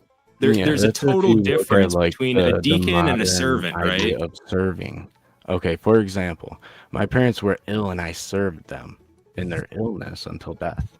Okay, so my Well, understanding of so serving is a little different yeah, than I your don't think that understanding that's of serving. serving. I think that that's You more see, that's deaconing, the right? difference To where is they there's can't do more something for English themselves. A language changes. servant would be the person that washes your bathroom, right? A servant is someone that like be an does things that they're employee. commanded to do. Like Right? an A employee. deacon is terms, it someone could be that looked at that prepares someone through a ritual, and that's what Jesus says. And there's wisdom to that concept, because then you have people that are basically under your sort of rule. So that's why you have so many people that are willing to do things for people and get them kind of needing you to provide that service. And there's a lot of corporations that want to get people to stop Land the doing things for plane. themselves. All I'm saying is there's wisdom in the original text that's lost in these new translations, and that's why Old English is, we used to speak Old English. You go back to the English and the language of the Anglican Church and the ones that brought us out of the Reformation, the Anglican Church, Anglo-Saxons, the English language, the Old English. Rocky, if you didn't know this, all written language is actually the devil's work, because it's called spelling. You're casting spells. We're just using the words. You nailed it. How did you learn that word, about right? casting spells? So- you learned it in so, English. Like, God is the You- word. You casting word is English God. spells. So that is right. So you wouldn't even know about spells if It's it wasn't Mark for in the English etheric. telling you about the spells. So, anyways, back to the topic of the text. So, when the Bible is read contextually, for example, if you take a whole slab of scripture, say you read John 1-5, you're getting a more contextual understanding of what's going on. But if you read the entire Gospel of John, then you have a full contextual understanding of what's going on. So when Jesus is talking about washing each other's feet, he also tells Peter, hey, look, the least of you will be the greatest of you, and the greatest of you will be the least of you. And Jesus also taught his disciples that the servant is no greater than his master. If they persecuted me, they'll persecute you also. And it just goes on. So you can't just isolate one little part of the Bible and think that that's a whole nuance. You Right. have to really apply contextual understanding and a plain reading of these scriptures, because if you don't, you wind up with some weird off the wall stuff. Yeah, I think you need to understand the original language, and that will decide what the context is, because there's some people understand servant. Like if you want to read some real good scripture, I okay. So all I'm saying is, when you generalize a word, then you're going to lose meaning, especially when it's like a wisdom teaching. Right? Because everything has these distinctions to it, right? Like deacon and servant, those are distinct things, but they might do the same task. Well, they might do the same thing, but it's not the same concept. A deacon is something completely different as a servant. A deacon is up here, a servant is down here, right? A servant is under you, a deacon is above you. An elder who has. No, a deacon is someone that knows the ritual. God, I'd rather listen to Rocky's conspiracy tripe than this shit. An elder man. No, so that's what a deacon is. One A deacon wife, is someone that can wife guide someone that's unknowing through a children ritual. who have grown up. Fruits of an elderly man is that you make an elderly man the deacon because he had one wife. He showed his fruits. His children grew up. And you should call me your deacon. I'll tell you what I'm not going to do. I'm never going to call you my deacon. Yep. Well, that's never fucking happening. Well, would you like to know what the qualifications of a deacon are? Because I can give them to you real quick. No, we're good. I think we're good on that. I'll tell you what, though. Husband of one wife. They're listed in Timothy. Husband of one wife. Like an Orthodox deacon? Is that what you're talking about? Some of you people aren't even married. It's also a monster in Alien. I don't know if y'all follow the Alien series, but it's the monster at the end of Prometheus. It's called the Deacon. Fun fact. All right, so here it is. Let's go to the text. Likewise, must deacons be graven, not double-tongued, not given too much wine, not greedy of filth or lucre, hold the mystery of faith in a pure conscience, and let these also first be proved. Then let them use the office of deacon, being found blameless. Even so, must their wives be grave, not slanderers, sober, faithful in all things. Let the deacons be the husbands of one wives, ruler of their children and their own household well. For they that have used this office of deacon will purchase to themselves a good degree and great boldness and faith, which is in Christ. Now that's the King James Version. So let's look at the ESV, see if there's any difference. So what are you saying? While they're saying this, I will just encourage everyone to go read more Dr. Richard Carrier and see why a lot of this is just myth. None of those say what a deacon is. So that's like saying, oh, the 10 Commandments say, thou shalt not kill, thou shalt not steal, thou shalt not covet the neighbor. That's exactly what you were just doing there. But no, what does that have to do with the qualifications? I didn't say what a deacon does. I just said I'd give the qualifications of what a deacon is, or what you need to do to be. No, that's literally all I did. Okay, so what's your point, though?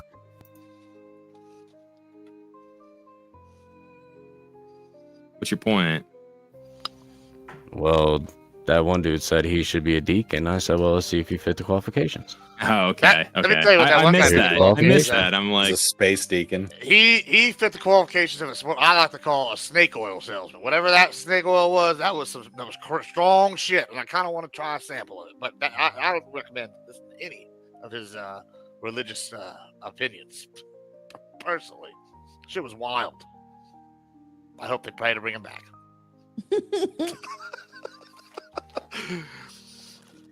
I hope he keeps going. I hope he keeps like diving into that rabbit hole that he's found and digs his way to China. Hey, the tinfoil hat doesn't cost anything. You know what? So the tinfoil hat, that's an interesting thing because tinfoil, we used to put it on radio antennas to increase the conductivity of it, to increase the signal strength. So to put a tinfoil hat on in order to block out the waves, that seems like a no-go. Just saying. Yeah, I agree. That's an oxymoron. I mean, he sees the blue light and it is all around him. I don't even know. I like this music. It's very somber. Very serious. Kind of sounds a little bit like the Godfather kind of music in a sense. A little bit. I'll make you an offer you can't refuse. I made the chat an offer. I told them I'd put them out of their misery and put myself out of my misery for a good $100. We just shut it down right now. There you go. Damn. There it is. All right. Oops. All right. Eclipse says, "Christ is King." John 3:16. Bring back the Crusades. Let's go ahead and we will do our final closing statements and go to fuck to bed because you guys have all brainwaved the brainwaves to where they're nothing but mush at this point. So Rocky, I'll bring you back up for closing statements. All right, Queen, why don't you go ahead and kick us off? Thank you so much for allowing me to join this. I do debates on the side. I used to be known as the debate queen. And y'all can find me as Malikat on all social media channels. Well, on Twitch, mostly MALIKAAT. And otherwise known as Malikat Twitch on other social media channels to make it easier for you. But yeah, it's always fun to debate. It flexes my mind and I love it. Thank you so much, Sarah. And I apologize for not always following your rules. And please forgive me. Forgiven. Thank you. We'd love to have you back again. Go ahead, Pepper. Close out. Okay, so about the prompt and Israel, I don't really care much about the government of Israel, but the people from Israel that I've connected with online, they seem to be just like our people in the West, right? So I value that. And also, it seems like the Palestinians in areas that is Israeli controlled seem to be the same way as well. The older generation, they look like boomers and liberals, and the younger generation, they seem like progressives and conservatives. So I do think that we should not cut ties with them. We should continue to have that influence in the area. For those reasons that they are like us. Yeah, if you want to check out some funny videos, you can check out my YouTube channel, Gripped Across. They're really low quality because YouTube doesn't pay shit. Low effort for low pay, right? But if someone wants to pay me more, I might put more effort into it. So yeah, come check me out. Though the idea on some of them, you might get a kick out of some of them. So if you're bored, come check me out at Grip the Cross. Can I also just say free Palestine, by the way? All right. And Rocky, either you're playing with a laser pointer or someone is about to take you out from a mile away. Either way, both directions are interesting. So let me know how that goes. Zach, to you, your final thoughts. So my final thoughts, Israel is the only country with Western values in the region. They have given the United States numerous technological advances. It's not just one way, it's both ways, as well as intelligence.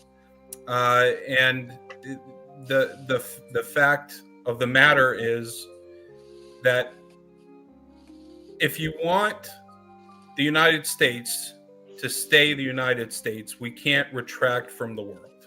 We just can't. And we have to project power. And that's just the way it is. And we have to keep the allies that we do, because if we don't, that will retract our power from the rest of the world, and we'll lose the niceties we have being the superpower that we are. And I also want to apologize. I'm new to all of this space, so if I did break TOS, I'm sorry, and I will not do that ever again. I apologize. I just hate all of you equally tonight. It's wonderful. And to this Sean person who's backstage, I'll bring you up for closing thoughts, but we're not getting into any new topics if you're still there. Rock E, your closing statements, please. Well, I would say that this woke guy next to me,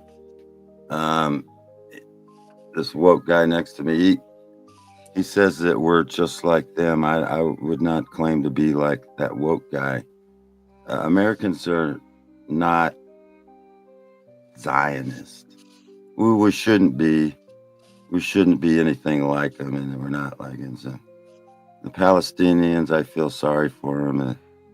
They're being abused by these satanic Baphomet motherfuckers. Anyway, don't lump me in with all the other people. I mean, you call me a boomer. Okay, boomer. At least I'm not woke. That's a good point, though. That's a good point. Sean, we are doing closing statements. We're closing out for the evening. You're welcome to give a closing statement, but we're not opening any new topics. Do you have something you want to just contribute as a goodbye? Oh, you're muted. But I muted you before I brought you up just because I saw you were away. Go ahead. That's a hard question. You know what? I think I'd rather be up here a little longer before I make a closing statement, but it's nice to see you all. Sure. Yep. Nope. You're more than welcome to join us. We do open panels all the time. This is the Gauntlet, but everything starts over at the Raging Tomato. I thought I had recognized you all from Raging Tomato. Sometimes I don't go up there because, again, I feel like I'm out of step. But maybe one day. Yep, fair enough. But we always start over at the Raging Tomato, and then we end and we kick off our open panels on this side from there. So if you want to hit a panel sooner than 4 a.m., 5 a.m. now, you're more than welcome to do so. Oh, We'd love to have you back. I'm on the West Coast, so it's 3 a.m. Hey, cheers. Thanks so much, guys. Take care of yourselves. Don't do anything dangerous. That's all we do up here. Reverend, to you, sir. Well, since I am the preacher, I will close with some scripture. Seek the Lord while he may be found. Call upon him while he is near. Let the wicked forsake his way, and the unrighteous man his thoughts. Let him return to the Lord, that he may have compassion on him, and to our God, for he will abundantly pardon. The only thing I can say to our listeners is trust in the Lord Jesus Christ. He is the way, the truth, and the life. His yoke is easy and his burden is light. Lean on him for your salvation, for there is no other way. Thank you, Reverend. Effigy, to you, sir. Amen. Thanks again for having me up, Sarah. I'll just say that as the atheist on the panel, I'm once again glad that I don't have to have all this extra shit layered on my cake to actually have to deal with problems like this. It's a much more direct moral question for me. I'm going to quote one of my favorite sci-fi shows now, because the quote to me always comes back when I think about Israel and Palestine. It no longer matters who's right. It only matters who's suffering. And that's one of the things that I always look at in this debate. And I know people like to jump on sides, but I just don't want to see innocent people killed on either side. I get that people are going to fight and die in their wars and their shit like that. But anytime I see innocent people dying on either side, it just pisses me the fuck off and makes me want to just fucking kick people in the nuts and say, figure it out. And I think we're just barreling toward a position in this conflict to where the only two options we're going to have is either completely relocate the Palestinian people away from the Israelis, or just let them all slowly die. And we can't let it get to that point. So we have to fucking force real solutions if they're not willing to actually confront it. Thanks for having me. Perfect. Thank you, Effigy, as always. And before you go, Gibbs, I want to read one last super chat that came in. Aeon with the Big 10. First Theologians 5:3 KJV, for when they shall say peace and safety, then sudden destruction cometh upon them as travail upon a woman with child, and they shall not escape our end times prophecies coercion. Anyone have a quick thought to it by any chance? That's eschatology that already happened.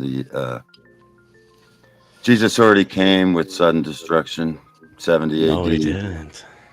Yeah, he did. There's no third. I'm sorry, but no, he didn't, because the return of Jesus Christ is a very visible thing. He already came and Sounds gone. good. All right. We'll talk about that another time. To you, your final thoughts. Yeah, I really enjoyed this. Thank you so much for having me, Sarah. This was goddamn. I didn't think I was gonna have a great week, because I didn't get to stream very much this week because I was traveling. But it's been a very eventful week. Last 2 weeks for me. I got in a car wreck. We came back strong. Got to go debate Destiny. Come on here. Have one of the most fun streams I've had in a while. And I really enjoyed it. Final thoughts. I think Prime said it best. We've already picked a side. And it's up to us to decide whether we just double down or if we decide to rein them in. And I'm personally on the double down. We need to let them do the job. If we're not going to just sell everything to everybody, or finally we can just go back to American imperialism and have Manifest Destiny 3.0, the great world American empire. Big fan of that personally, but hey, whatever. Now, as for closing thoughts, I also have a scripture that I want to read, and it's from a great story that we were talking about before the panel, me and Tyler, and it's wonderful that we've had such a theological discussion for the last while. I really enjoyed it. Let me just read this. It says, the donkey said to Balaam, this is Numbers 22:30, I believe. Yeah, 22:30. The donkey said to Balaam, am I not your own donkey, which you have always ridden to this day? Have I been in the habit of doing this to you? No, he said. Then the Lord opened Balaam's eyes, and he saw the angel of the Lord standing in the road with his sword drawn. So he bowed low and fell face down. And I think a really good message that you can take from this is that donkeys, they are a service animal. They're something that is looked down upon. They're the lowest of the low in many cases, just a workhorse. However, even a donkey can sometimes be shown the light. And even the donkey, the lowest of low, has wisdom for us all. Therefore, don't discount anything you ever hear, because you never know when you might get a nugget of wisdom. Thank you. Wonderful. Thank you, Gibbs. Ladies and gentlemen, later tonight, because it is now officially Sunday, I will be hosting a grab bag special, open panel, open topic. I did put all of the topics that you guys put in the post recently into the video description. So if you are an open panel type of panelist and you want to come play, tomorrow's the night. The topics are all listed in the video description, and it's first come, first serve. I think I started it a little bit earlier. I think I started it for 7:15 p.m. EST tomorrow night. That's your chance to dance, especially to our amateurs who want to make their way to an exclusive Mater panel. That's your way to get to one, is by joining the open panels. Monday night, we have Moderator Monday. Topic is George Floyd worse for society than destiny? I don't know where you guys make this shit up, but whatever. It's a prompt. It's a topic. Marte, Reyles, Rob Noor, Benjamin Balderson, and Steve from, I think, the Slow News Today, I think it is. Super excited. Pearl may be joining us Thursday for Throwdown Thursday. I'm just waiting for a confirmation and a prompt. If so, look forward to seeing that one pop up. And of course, you know how we run our panels. Outside of that, go to fucking bed, people. Go to church today and fuck off.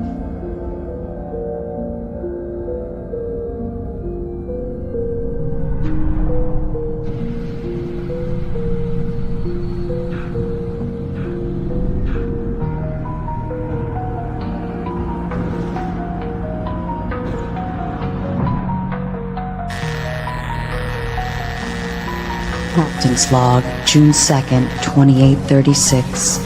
After 27 years of war between the Degen Coomers and the Sainthood Slayers, a new hope arises. As the battlefield lay weaponized, locked and loaded for destruction, negotiations for a peace treaty are in transition. The moderator has arrived at Station 42. Can this war be ended? Will the Coomers and Slayers find a middle ground? Abort mission. I repeat, abort mission. Negotiation failure. Abort mission.